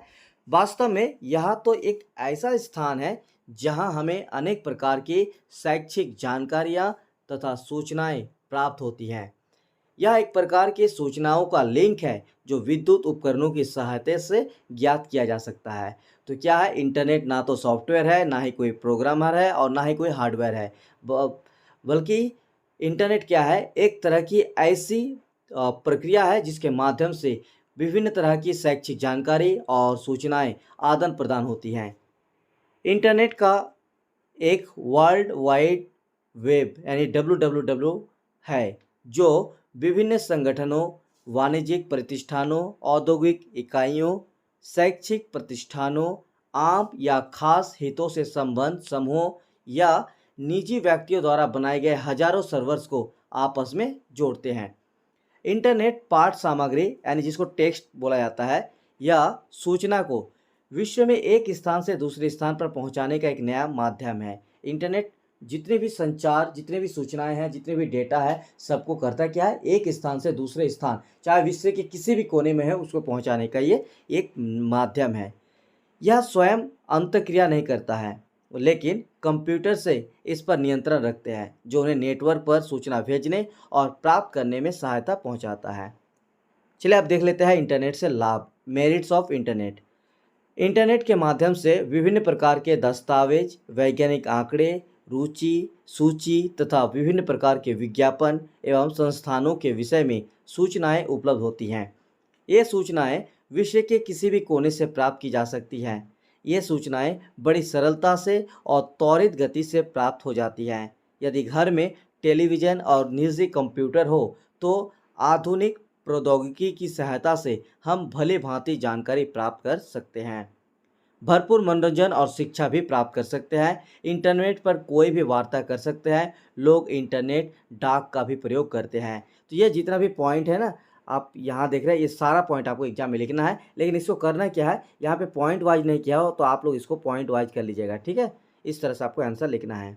इंटरनेट की विशेषता है, तो इंटरनेट क्या क्या विशेषता है? फीचर्स ऑफ इंटरनेट: समान रुचि वाले लोगों के साथ सूचनाओं का आदान प्रदान करने में सहायक है। जैसे देखिए, हम यूज कर रहे हैं इंटरनेट का, जिसके माध्यम से हम आप लोगों तक, आप लोग कोई झारखंड से है, कोई बिहार से है, कोई और अदर स्टेट से है, कोई झारखंड के दूसरे कोने से है, कोई पाकुड़ से है, कोई गढ़वा से है, कोई सिमडेगा से है, ठीक है, तो कोई गुमला से है, तो अलग अलग जो है जिले से हैं। तो सभी के साथ हम कैसे कनेक्ट हो रहे हैं? इसी इंटरनेट के माध्यम से, जो हम अपनी सूचना, अपनी डेटा को आप लोगों तक चंद सेकंड में ही पहुंचा देते हैं। तो ये आपका क्या है कि समान रुचि वाले लोगों के साथ सूचनाओं का आदान प्रदान करने में ये सहायक है। इंटरनेट बड़ी मात्रा में आंकड़ों की खोज करने में भी सहायक होता है। आवश्यकता के अनुसार कंप्यूटर फाइल्स का स्थानांतरण करने में भी सहायता करता है। इंटरनेट के द्वारा अनेक मल्टीमीडिया संबंधी कार्यक्रम भी प्रस्तुत किया जा सकता है, जैसे कॉन्फ्रेंसिंग, डॉक्यूमेंट रिट्रीवल आदि। विश्व की नवीनतम खबरें प्राप्त करने में यह सहायक है। जितने भी आप लोग न्यूज़ वगैरह देखते हैं, इंटरनेट कितना एक माध्यम है कि देखिए कि आपके व्हाट्सएप में, आपके किसी भी सोशल मीडिया प्लेटफॉर्म में तुरंत 1 सेकंड के अंदर आपके पास पहुंच जाते हैं, ठीक है। वैज्ञानिक शोध पर कोलैबोरेशन करने का माध्यम है। संक्षिप्त लेकिन महत्वपूर्ण सामाजिक नोट्स के आदान प्रदान में सहायता देता है। एक सर्वर के अन्य के बीच हाइपर लिंकिंग सुविधा, जिसमें एक शब्द क्लिक करके उपयोगकर्ता विश्व के किसी भी स्थान तक सीधे आंकड़ों के स्रोत तक पहुंच सकता है।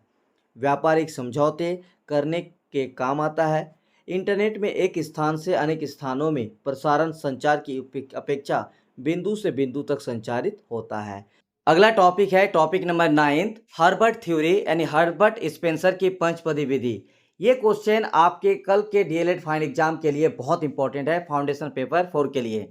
तो इस वीडियो में आप लोगों को टोटल हम ऑन शॉट रिवीजन वीडियो में 10 टॉपिक करा रहे हैं और अभी तक आप लोगों को हम जो 8 टॉपिक्स कराए हैं ये हमारे पिछले साल के वीडियो से आप लोगों को हम वीडियो दिखा दिए, क्योंकि ये ऑलरेडी हमने पिछले साल बनाए थे, लेकिन कुछ और इस साल आप लोग हम ऐड कर रहे हैं। ये 2 टॉपिक आप लोग करके जाना है। अगर आप ये 10 टॉपिक जो हम इस वीडियो में दे रहे हैं इतना अगर आप आज के टाइम कर लेते हैं ना तो कल एग्जाम की तैयारी बेहतरीन होगा, क्योंकि ऑलरेडी जो लोग हमारे साथ 10 दिन 15 दिन 20 दिन 1 महीना पहले जुड़े हैं वो ऑलरेडी जितने भी उनको 14-15 क्वेश्चन दिया गया है या फिर हमने इंपॉर्टेंट क्वेश्चन 12-12 करके दिया है, वो सब आपके लिए बहुत इंपॉर्टेंट है। अगर आपने अच्छे से तैयारी कर लिया है तो बहुत अच्छी बात है, लेकिन आप इस वीडियो को देख के कल की तैयारी बेहतरीन होने वाला है। तो देखिए टॉपिक नंबर 9 जो कि हर्बर्ट थ्योरी है। हर्बर्ट स्पेंसर ने एक थ्योरी दिया है, उस थ्योरी का नाम है पंचपदी विधि, यानी इसको हर्बर्ट स्पेंसर 5 स्टेप्स मेथड भी कहा जाता है।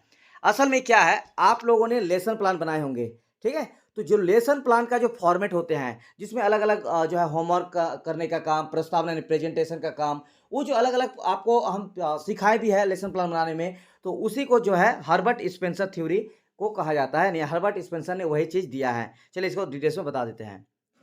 आधुनिक शिक्षा प्रणाली में ब्रिटिश दार्शनिक हर्बर्ट स्पेंसर पंचपदीय 5 स्टेप्स थ्योरी या मेथड अधिक मनोवैज्ञानिक एवं उपयोगी है। आज के जो जनरल मतलब आज की जो जनरेशन में, मॉडर्न जनरेशन में जो शिक्षा प्रणाली है, एजुकेशन सिस्टम है, इसमें ब्रिटिश दार्शनिक हर्बर्ट स्पेंसर ने जो सिस्टम दिया है, जो थ्योरी दिया है, उस थ्योरी का नाम है 5 स्टेप्स मेथड या 5 स्टेप थ्योरी। और ये बहुत ज़्यादा मनोवैज्ञानिक भी है और बहुत ज़्यादा उपयोग भी लाया जाता है। हर एक स्कूल, हर एक जगह पे इसको लागू किया जाता है। उसके बाद 27 अप्रैल 1820 ईस्वी को डर्बी यानी इंग्लैंड में जन्मे हर्बर्ट को उनके शिष्यों ने अरस्तु के समकक्ष दर्जे का दार्शनिक माना है। शिक्षण के कार्य को योजनाबद्ध रूप से प्रस्तुत करने के लिए टीचिंग मेथड यानी शिक्षण विधियों का सहारा लिया जाता है। देखिए ये जो इंग्लैंड में जन्म हुआ है हर्बर्ट स्पेंसर का, इनके जो शिष्य थे इन्होंने इनको जो अरस्तु थे उस टाइम के, उस समय के, उनके समकक्ष यानी उनके बराबर के दार्शनिक माना है। इस तरह से आपको पॉइंट बना के लिखना है। और जो आजकल लेसन प्लान का जो सिस्टम है, जो लेसन प्लान बनाने के माध्यम से, जैसे आप लोग भी टीचिंग किए होंगे तो लेसन प्लान कॉलेज से बनाने दिया होगा, तो ये जो लेसन प्लान का सिस्टम है ना वो मॉडर्न जनरेशन में बहुत ज़्यादा लागू है और आज के टीचिंग स्टाइल में ये बहुत इंपॉर्टेंट है और बहुत नॉर्मल भी है। हर्बर्ट महोदय द्वारा प्रस्तुत पाठ योजना को शिक्षण इतिहास की प्राचीनतम विधियों में से एक माना जाता है। इस विधि के जनक शिक्षा शास्त्री हर्बर्ट स्पेंसर ही थे। अधिगम अर्थात लर्निंग यानी सीखना के संबंध में हर्बर्ट महाशय का मानना था कि बच्चे शिक्षक द्वारा दी गई सूचनाओं को निरंतर ग्रहण करता रहता है। यानी हर्बर्ट स्पेंसर का कहना था कि जब लर्निंग होते हैं यानी जब बच्चों को अधिगम दिया जाता है तो अधिगम के टाइम क्या होता है कि बच्चे जो है ना शिक्षक से बराबर लगातार वो सीखता रहता है।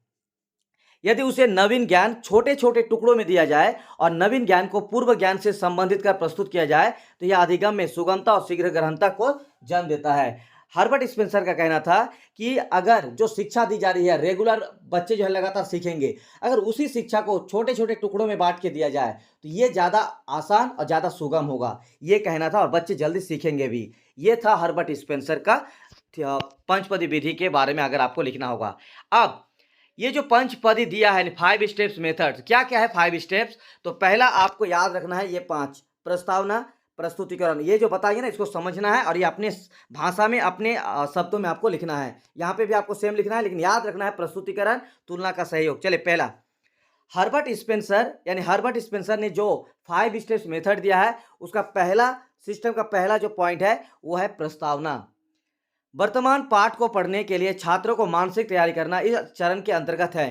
प्रस्तावना में अध्यापक 2 या 3 प्रश्नों के द्वारा छात्रों से उत्तर लेकर यह निकालने का प्रयास करते हैं कि आज की कक्षा में उसे क्या पढ़ाया जाने वाला है। मतलब सबसे पहले प्रस्तावना, यानी अगर कोई शिक्षक क्लासरूम में जाते हैं तो सबसे पहले क्या करेंगे कि शिक्षक जो है आज क्या पढ़ाना है इससे रिलेटेड वो पहले टॉपिक चुन लेना है और उसी टॉपिक से रिलेटेड कुछ स्टूडेंट को पूर्व ज्ञान यानी उनके पास जो नॉलेज है, प्रीवियस नॉलेज, उससे कुछ क्वेश्चन करना है और फिर अपना प्रेजेंटेशन देना है। ये है प्रस्तावना। पॉइंट नंबर यह प्रस्तावना मतलब जहाँ पे आपको बच्चे को सिखाने के लिए पहले आपको जो चीज़ तैयार करना पड़ता है वो है प्रस्तावना। और उसी चीज़ को जब आप प्रस्तुत करते हैं, यानी जब बच्चों के साथ आप शिक्षण में प्रक्रिया में भाग लेते हैं, बच्चों को बोर्ड में लिख के समझाते हैं या क्लास में समझा रहे हैं, वो है प्रस्तुतिकरण। ठीक, तो ये चीज़ आपको समझाने के लिए वन शॉट रिवीजन में है। उसके बाद तीसरा पॉइंट, तुलना का सहयोग। अब इसमें क्या होगा कि बच्चों को जो आप सिखाएंगे वो नया ज्ञान और जो पहले से बच्चे जानते थे वो पुराने ज्ञान, दोनों के बीच तुलना किया जाता है। दोनों के तुलना करने के साथ साथ दोनों में सहयोग किया जाता है। यानी मान लीजिए कि बच्चे को आप गुना पढ़ाएंगे, गुण पढ़ाएंगे या फिर भाग पढ़ाएंगे, यानी अगर आप मल्टीप्लाई पढ़ाएंगे या जो भी पढ़ाएंगे तो उससे पहले बच्चों को क्या होना चाहिए, प्लस माइनस का नॉलेज होना चाहिए।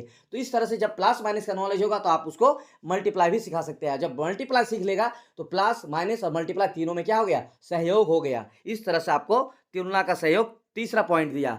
चौथा पॉइंट जो हर्बर्ट स्पेंसर ने दिया वो है सामान्यीकरण।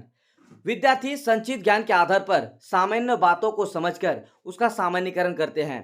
जैसे कि कोई बच्चे को आपने हिंदी क्लास में क्या किया, कहानी सुनाए, कहानी सुनाने के बाद वो पूरा कहानी सुन लिए, सुनने के बाद आप क्या करें, वो बच्चा अगर वो कहानी को बोल पा रहा है या तो क्लासरूम में या बाहर या घर में कहीं पर भी, इसका मतलब है कि उस चीज़ को बच्चे जो है अपने लाइफ में अप्लाई कर चुका है। इसी को बोला जाता है सामान्यीकरण। उसके बाद लास्ट है प्रयोग। सीखे हुए नवीन ज्ञान से निर्मित सामान्य बनाकर विद्यार्थियों से उनका प्रयोग भी कराया जाता है। इसके लिए विद्यार्थियों को कार्य गृह कार्य लिखित रूप में करके लाने को कहा जाता है। अब जब सारा चीज़ आप क्लास में पढ़ा दिए, बच्चे उस चीज़ को रिपीट कर पा रहा है, बच्चे सीख गया है, तो आप बच्चों से होमवर्क के रूप में आप उसका प्रयोग करने के लिए दे देते हैं और फिर बाद में बच्चे जो है होमवर्क पूरा करके लाते हैं। तो ये है हर्बर्ट स्पेंसर का सिखाने को लेकर लेसन प्लान पर आधारित 5 सिस्टम बनाया था और बताया था, उसी का 5 आपको बता दिए। अब हर्बर्ट स्पेंसर की जो पंचपदी प्रणाली है यानी 5 स्टेप्स मेथड, इसके कुछ गुण भी है तो कुछ दोष भी हैं। तो क्या क्या गुण है, पहले गुण देख लेते हैं। पहला गुण कि जो 5 स्टेप्स मेथड है हर्बर्ट स्पेंसर का, वो पूर्ण रूप से क्या है, मनोवैज्ञानिक विधि है, क्योंकि इसमें टुकड़े टुकड़े में बांट के बच्चों को छोटे छोटे चीज़ों में पढ़ाया जाता है। क्योंकि इस प्रणाली में पूर्व ज्ञान के आधार पर ही बालकों को नवीन ज्ञान देने की बात कही गई है और इसमें पूर्व ज्ञान जो बच्चों के पास है उससे रिलेटेड ही नवीन ज्ञान यानी आने वाले आगे के ज्ञान दिया जाता है। इसलिए क्या है, पूर्ण रूप से क्या है, मनोवैज्ञानिक है। दूसरा, पंचपदी प्रणाली में व्यवस्थित शिक्षण की व्यवस्था है। एक के बाद एक 5 सोपानों से होकर गुजरते हुए शिक्षण की प्रक्रिया संपन्न होती है, जिससे जहां एक और शिक्षक को कार्य सुगम हो जाता है, दूसरी ओर छात्रों को सीखने में सरलता होती है। यानी पंचपदी प्रणाली में क्या होते हैं कि जो शिक्षण प्रक्रिया है वो छोटे छोटे अलग अलग जो है पॉइंट में बांट दिया जाता है और इसमें अलग अलग 5 सोपान यानी 5 अलग अलग स्टेप्स के बाद ये तैयार की जाती है। इसलिए इस तरह से सीखने से क्या होगा, बच्चे जल्दी भी सीखेंगे और बच्चों में जो सीखने की क्षमता वो ज़्यादा विकसित होगी। पॉइंट नंबर 3, पंचपदी प्रणाली में आगमन तथा निगमन शिक्षण विधियों के प्रयोग का समन्वय किया गया है। यानी एक ऐसी हर्बर्ट स्पेंसर का जो 5 स्टेप्स मेथड है, इसमें इंडक्टिव और डिडक्टिव यानी कि आगमन विधि और निगमन विधि दोनों शिक्षण विधियों का प्रयोग किया जाता है। इसके प्रथम 4 सोपानों में आगमन विधि का प्रयोग किया जाता है और आखिरी जो लास्ट सोपान है यानी लास्ट जो स्टेप है उसमें निगमन विधि का प्रयोग किया जाता है। और इसका चौथा गुण क्या है कि हर्बर्ट पंचपद प्रणाली के अंतिम सोपान में अनेक प्रश्न पूछकर बालक के ज्ञान की जांच की जाती है, जिससे बालक अपने द्वारा अर्जित ज्ञान को नवीन परिस्थितियों में उपयोग करना सीखते हैं। यानी लास्ट स्टेप में क्या होगा कि उसमें गृह कार्य जैसे सवाल होगा, बच्चे जवाब लिख के लाएंगे या जवाब बोलेंगे। तो ये इस तरह से क्या होगा कि लास्ट में बच्चों से बहुत ज़्यादा सवाल पूछा जाता है, तो बच्चों के पास जो भी नॉलेज होता है ना वो दिखा पाते हैं। और इसका 5वां लास्ट गुण है कि पंचपद प्रणाली में संपूर्ण ज्ञान को एक इकाई के रूप में स्वीकार किया गया है। अतः नवीन ज्ञान को पूर्व ज्ञान से जोड़ने के साथ ही सभी विषयों में समन्वय स्थापित होता है। ये रहा पूरा 5 ज्ञान। अब इसका दोष, गुण तो हो गया, दोष। तो हर्बर्ट स्पेंसर ने कुछ दोष भी बताया है। जैसे हर्बर्ट, पॉइंट नंबर 1, हर्बर्ट महोदय की पंचपद प्रणाली ज्ञानात्मक पाठों के लिए तो लाभप्रद है, लेकिन रस अनुभूति और कौशल पाठों के लिए इस प्रणाली का कोई लाभ नहीं है। यानी जिस चैप्टर को पढ़ाने से नॉलेज मिलेगा वहाँ तक तो ठीक है, जैसे मैथमेटिक्स या फिर साइंस, लेकिन जिसमें रस अनुभूति और कौशल, जिसमें स्किल तैयार होगा, रस मिलेगा, जैसे कविता, गद्य, ये सब में ये क्या है, उतना ज़्यादा प्रणाली लाभदायक नहीं है। पॉइंट नंबर 2, सामान्यीकरण पंचपदी प्रणाली का चौथा महत्वपूर्ण सोपान है, लेकिन भाषा, भूगोल, इतिहास और संगीत जैसे विषयों के शिक्षण करते समय सामान्यीकरण की आवश्यकता ही नहीं होती। अतः इन विषयों के लिए पंचपद प्रणाली का कोई महत्व नहीं है। मतलब ऐसे जो लैंग्वेज, भूगोल, इतिहास और म्यूजिक ऐसे विषय जब पढ़ाए जाते हैं तो इसमें ये जो हर्बर्ट स्पेंसर का मेथड है, 5 मेथड, ये आपका उतना उपयोगी नहीं है। तीसरा पॉइंट आपको लिखना है कि पंचपदी प्रणाली के 5 सोपान में एक तार्किक क्रम विद्यमान है। शिक्षक इन क्रमों के अनुसार शिक्षण कार्य संपन्न करता है। अतः यह प्रणाली शिक्षक की स्वतंत्रता का हनन करती है। यानी एक शिक्षक को खुले तौर पर स्वतंत्र होकर बच्चों को पढ़ाया जाए, लेकिन इसमें क्या होते हैं कि टीचर को बांध दिया जाता है कि आपको एक के बाद एक 5 स्टेप को फॉलो करना है। तो जब टीचर इस फॉलो करते हैं तो और वो जो खुले तौर पर पढ़ाना होगा ये इस तरह से नहीं कर पाएंगे। और लास्ट इसका जो है कि यह प्रणाली पूर्णतः एक यांत्रिक शिक्षण विधि है जिससे शिक्षक की स्वतंत्रता तथा मौलिकता में कमी आती है। ये आपको लिखना है। और अगला जो टॉपिक है, टॉपिक नंबर 10, ये आपको करके जाना है। और बाकी 2 टॉपिक और है जो आपको हम दिखा देंगे और कुछ समझा भी देंगे, लेकिन वो आपको पढ़ना होगा। उसके लिए हम पूरा वीडियो क्लास दिया हुआ है, आप लोग जाकर देख सकते हैं। टॉपिक नंबर 10, राष्ट्रीय पाठ्यचर्या रूपरेखा, नेशनल करिकुलम फ्रेमवर्क यानी एनसीएफ 2005। और ये आपके सीटेट के लिए भी बहुत इंपॉर्टेंट है। सीटेट में कम से कम 2-3 सवाल इससे जरूर पूछा जाता है। एनसीएफ 2005 क्या है कि बच्चों को पढ़ाने के लिए करिकुलम तैयार करना पड़ता है। उसी करिकुलम के बारे में एनसीएफ 2005 में लिखा हुआ है। तो चलिए इसके बारे में क्लास देते हैं। एनसीएफ का पूरा नाम नेशनल करिकुलम फ्रेमवर्क है, जिसे हिंदी में राष्ट्रीय पाठ्यचर्या रूपरेखा कहा जाता है। तो ये आपको लिखना है कि एनसीएफ का पूरा नाम नेशनल करिकुलम फ्रेमवर्क है और इसे हिंदी में राष्ट्रीय पाठ्यचर्या रूपरेखा कहा जाता है। राष्ट्रीय पाठ्यचर्या रूपरेखा 2005 विद्यालयी शिक्षा का नवीनतम राष्ट्रीय दस्तावेज है। यानी स्कूली जो शिक्षा होती है उनका क्या है, नेशनल डॉक्यूमेंट्स है, राष्ट्रीय दस्तावेज है। शिक्षा के क्षेत्र की समस्याओं को दूर करने के लिए राष्ट्रीय पाठ्यचर्या रूपरेखा का निर्माण किया गया है। यानी शिक्षा में जो समस्या है उसको दूर करने के लिए ही एनसीएफ 2005 को बनाया गया था। राष्ट्रीय स्तर पर यानी नेशनल लेवल पर सबसे पहले एनसीएफ 1988 का निर्माण हुआ था और राष्ट्रीय शिक्षा नीति 1986 के सिफारिश के आधार पर प्रति 5 वर्षों में एनसीएफ की पुनः समीक्षा की बात कही गई थी। यानी पहली बार हमारे देश में राष्ट्रीय स्तर पर पहला राष्ट्रीय पाठ्यचर्या रूपरेखा एनसीएफ जो बनाया गया था वो 1988 में बनाया गया था। और ये राष्ट्रीय शिक्षा नीति जो 1986 था उसी के आधार पर 5 वर्षों में एनसीएफ की पुनः समीक्षा करने के लिए भी कही गई थी। सरकार ने राष्ट्रीय शिक्षा नीति 1986 के सिफारिश पर राष्ट्रीय पाठ्यचर्या रूपरेखा 2000 का भी पुनः समीक्षा करके एनसीएफ 2005 तैयार की। यानी एक बार 1988 फिर आपका फिर इसको जो पुनः समीक्षा किया गया तो 2000 में बनाया गया और फिर लास्ट में 2000 में चेंज करके 2005 में इसको तैयार किया गया।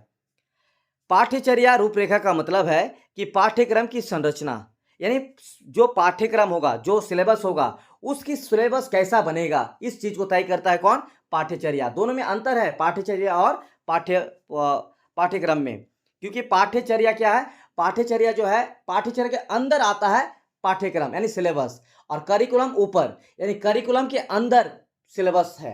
और सिलेबस कैसे बनेगा तो एनसीएफ के अकॉर्डिंग यानी पाठ्यक्रम के पाठ्यचर्या के अकॉर्डिंग, करिकुलम के अकॉर्डिंग। पाठ्यक्रम एक ऐसी संरचना है जिससे ज्ञान के भंडार में वृद्धि होती है। यानी जो सिलेबस होते हैं उसी सिलेबस के आधार पर ही बच्चों को हर साल पढ़ाया जाता है, हर एक एग्जाम ली जाती है। तो ये ज्ञान का भंडार है जिससे ज्ञान के भंडार में वृद्धि होती है। समाज में होने वाले परिवर्तन का प्रभाव पाठ्यक्रम में दिखाई पड़ता है। पाठ्यक्रम में समय के अनुसार बदलाव ही शैक्षिक उद्देश्य की प्राप्ति में सहायक होता है। क्योंकि देखिए क्लास 5 का बच्चा का सिलेबस अलग होते हैं। क्या क्लास 5 का जो सिलेबस है क्लास 6 में भी अप्लाई करेंगे? नहीं, उसके लिए फिर नया सिलेबस आएगा, फिर 7 में नया सिलेबस आएगा। तो ये सिलेबस में बदलाव ही बच्चों में और जो है शिक्षा को जो है बदलाव करेगा और आगे उसको पढ़ाएगा। चलिए अब राष्ट्रीय पाठ्यचर्या रूपरेखा का सिद्धांत। तो ये जो राष्ट्रीय पाठ्यचर्या 2000 एनसीएफ जो है यानी नेशनल करिकुलम फ्रेमवर्क 2005, ये जो बनाया गया था इसका क्या क्या सिद्धांत है, क्या क्या किस किस बातों को माना गया, चलिए देख लेते हैं। पहला कि मानव संसाधन विकास मंत्रालय जो कि अभी के नाम में शिक्षा मंत्रालय है की पहल पर प्रोफेसर यशपाल, याद रखिएगा एनसीएफ 2005 को जो बनाया गया था उसका डायरेक्टर, जिसका हेड, जिसको अध्यक्ष थे वो थे प्रोफेसर यशपाल। इनकी अध्यक्षता में देश के चुने हुए विद्वानों ने शिक्षा को नई राष्ट्रीय चुनौती के रूप में देखा और विद्वानों ने कुछ सिद्धांत प्रस्तुत किए। जैसे ज्ञान को स्कूल के बाहरी जीवन से जोड़ा जाए, यानी ज्ञान जो है ना सिर्फ किताबी ज्ञान तक सीमित ना हो, उसके बाहरी जो जिंदगी है उसके साथ भी जोड़ा जाए। दूसरा, पढ़ाई को रटन प्रणाली से मुक्त रखा जाए, यानी बच्चों को पूरी तरीके से याद करने लायक पढ़ाई नहीं होना चाहिए, बल्कि बच्चों को समझने लायक शिक्षा होनी चाहिए, ताकि समझ के ही बच्चे आगे बढ़ेंगे। और तीसरा, पाठ्यचर्या पाठ्यक्रम केंद्रित ना हो, यानी जो करिकुलम हो वो सिलेबस के अकॉर्डिंग नहीं होगा, बल्कि सिलेबस जो है वो करिकुलम के अकॉर्डिंग होगा। आगे, कक्षा कक्ष को गतिविधियों से जोड़ा जाए, स्कूल में दी जाने वाली शिक्षा को विभिन्न गतिविधियों से जोड़ा जाए। स्कूलों में जो भी शिक्षा दी जाएगी उसको और भी जो जितनी सारी गतिविधियां जितनी सारी एक्टिविटी होगा उसके साथ जोड़ा जाए। जैसे मान लीजिए कि बच्चों को खेल कूद कराया जाएगा, तो उसके साथ भी शिक्षा के साथ जुड़ा होना चाहिए। और लास्ट 5 है कि राष्ट्रीय मूल्य के प्रति आस्थावान विद्यार्थी तैयार किया जाए, यानी बच्चों में देशभक्ति राष्ट्रवाद का विकास हो, ऐसी शिक्षा उसको दी जाए। तो ये जो एनसीएफ बनाया गया था, इसका सिद्धांत बता दिए 5 सिद्धांत। इसकी कुछ विशेषताएं भी हैं। क्या क्या विशेषताएं? एनसीएफ 2005 के अनुसार प्राथमिक स्तर में शिक्षण कार्य की भाषा मातृभाषा होनी चाहिए, यानी प्राइमरी लेवल में जो पढ़ाया जाना चाहिए वो मातृभाषा यानी मदर टंग में पढ़ना चाहिए। अभिभावकों को समझाया जाए कि बच्चों को छोटी उम्र में निपुण बनाने की इच्छा ना रखे, क्योंकि बच्चा का उम्र के साथ ही निपुण हो सकता है। यानी पेरेंट जो होते हैं ना कि क्लास 5 में है, 6 में है या फिर 2 में है, 3 में है, तो उसको एकदम प्राइमरी लेवल में बोला जाता है कि तुम जो अगर 2 क्लास में हो तो तुम्हारा रिजल्ट जो है एकदम बहुत बढ़िया 100 में 100 आना चाहिए। इस तरह से जबरदस्ती नहीं होना चाहिए बच्चों के साथ। तीसरा, मोटी किताबें शिक्षा प्रणाली की असफलता का प्रतीक है, यानी बच्चों को एक बहुत मोटा मोटा किताब नहीं देना है, उसको इतना नॉलेज होना चाहिए कि वो उसको मिनिमम लेवल ऑफ लर्निंग को हासिल कर सके। पॉइंट नंबर 4, विद्यार्थियों को दी जाने वाली शिक्षा में शिक्षण सूत्र जैसे ज्ञात से अज्ञात की ओर, मूर्त से अमूर्त की ओर, ये जो आपको हम पढ़ाए भी हैं फाउंडेशन पेपर 1, 2 में, तो वो सब आपको यहाँ पे भी क्या बोला गया है कि ये शिक्षण प्रक्रिया में काम लाया जाए। बच्चों को पुस्तकालय में स्वयं पुस्तक चुनने का अवसर दी जाए। सजा और पुरस्कार की भावना को सीमित रूप से प्रयोग किया जाए। ऐसा नहीं कि बच्चों को बहुत ज़्यादा डांटा जाए, बहुत ज़्यादा पुरस्कार दिया जाए, ऐसा नहीं। हाँ ठीक है, पुरस्कार दिया जा सकता है, लेकिन बहुत लिमिट में, ये बताया गया है। उसके बाद एनसीएफ 2005 बिना बोझ की शिक्षा पर जोर देता है। बिना बोझ यानी बोझ वाला शिक्षा नहीं कि पूरा किताबी ज्ञान रटने वाली शिक्षा, ऐसी शिक्षा नहीं। सांस्कृतिक कार्यक्रमों में मनोरंजन के स्थान पर सौंदर्य बौद्ध को बढ़ावा दे। शिक्षण अधिगम में मातृभाषा का प्रयोग करें। किसी प्रकार की सूचना को ज्ञान मानने से बचें। ये है आपका विशेषता। अब एनसीएफ 2005 क्यों बनाया गया, इसका क्या उद्देश्य है, इसका सिद्धांत और विशेषता तो पढ़ लिए, अब इसका उद्देश्य देख लेते हैं। किसी भी प्रकार के शैक्षिक कार्यक्रम को सफल बनाने के लिए सिद्धांतों के आधार पर उद्देश्यों का निर्धारण किया जाता है। यानी ये जो एनसीएफ नेशनल करिकुलम फ्रेमवर्क 2005 बनाया गया, ये इसकी बहुत सारे सिद्धांत आपको बता दिए, लेकिन ये सिद्धांत के आधार पर ही इसका उद्देश्य को भी पूरा करना होगा। और उद्देश्य पूरा करने के लिए क्या क्या उद्देश्य होना चाहिए? पहला पॉइंट, एनसीएफ के अकॉर्डिंग राष्ट्रीय पाठ्यचर्या रूपरेखा 2005 का प्रमुख उद्देश्य राष्ट्रीय एकता का विकास करना है। मातृभाषा को उचित स्थान देकर भाषाई समस्या का समाधान करना। छात्रों में अध्ययन के प्रति रुचि का विकास करना। इसका मुख्य उद्देश्य छात्रों का सर्वांगीण विकास करना भी है। सामाजिक एकता का विकास होना। शिक्षण विधियों का विकास करना, जैसे खेल विधि, व्याख्यान विधि, कथन विधि का विकास हो। विद्यार्थियों में प्रेम, सहयोग, दान, परोपकार जैसे मानवीय मूल्यों का विकास हो। तो ये आपको टोटल 10, बाकी 11 नंबर जो टॉपिक है बहुत इंपॉर्टेंट है, इसको आप लोग वीडियो क्लास दे दिया गया था। आप लोग या फिर आपके पास 10 दिन 15 दिन पहले भी नोट होंगे तो ये पढ़ चुके होंगे, और इसका हमने इंपॉर्टेंट क्वेश्चन में भी दिए हैं। तो ये मापन मूल्यांकन और एक आपको और बता रहे हैं, ये भी आपको करके जाना है। इसका हम क्लास और नहीं लेके जा रहे हैं क्योंकि ये ऑलरेडी क्लास दिया हुआ है। आपको बस हमको समझाना था 1 घंटे में एक वीडियो में। उसके बाद टॉपिक नंबर 12 सूक्ष्म शिक्षण, इसको भी आपको करके जाना है, ठीक है। और ये एक आपका है कि सांख्यिकी को पढ़कर जाइएगा। हो सकता है कि सांख्यिकी से रिलेटेड अगर क्वेश्चन पूछे तो उसका इस तरह से आपको मीनिंग वगैरह, उसका डेफिनेशन, उसका उद्देश्य बताना है। लेकिन अगर मान के चलिए कि सर कि आपको सांख्यिकी में होता क्या है, कभी कभी इसका माध्य, माध्यक, बहुलक, आवृत्ति, ये 4 निकालने आ जाता है। तो आप लोग कहीं से भी उसको सीखिए, और ये बेसिक है। और इसके लिए अगर आपको चाहिए तो हम कुछ जो है लिंक वगैरह यूट्यूब इसमें दे देंगे आपके पेड ग्रुप में।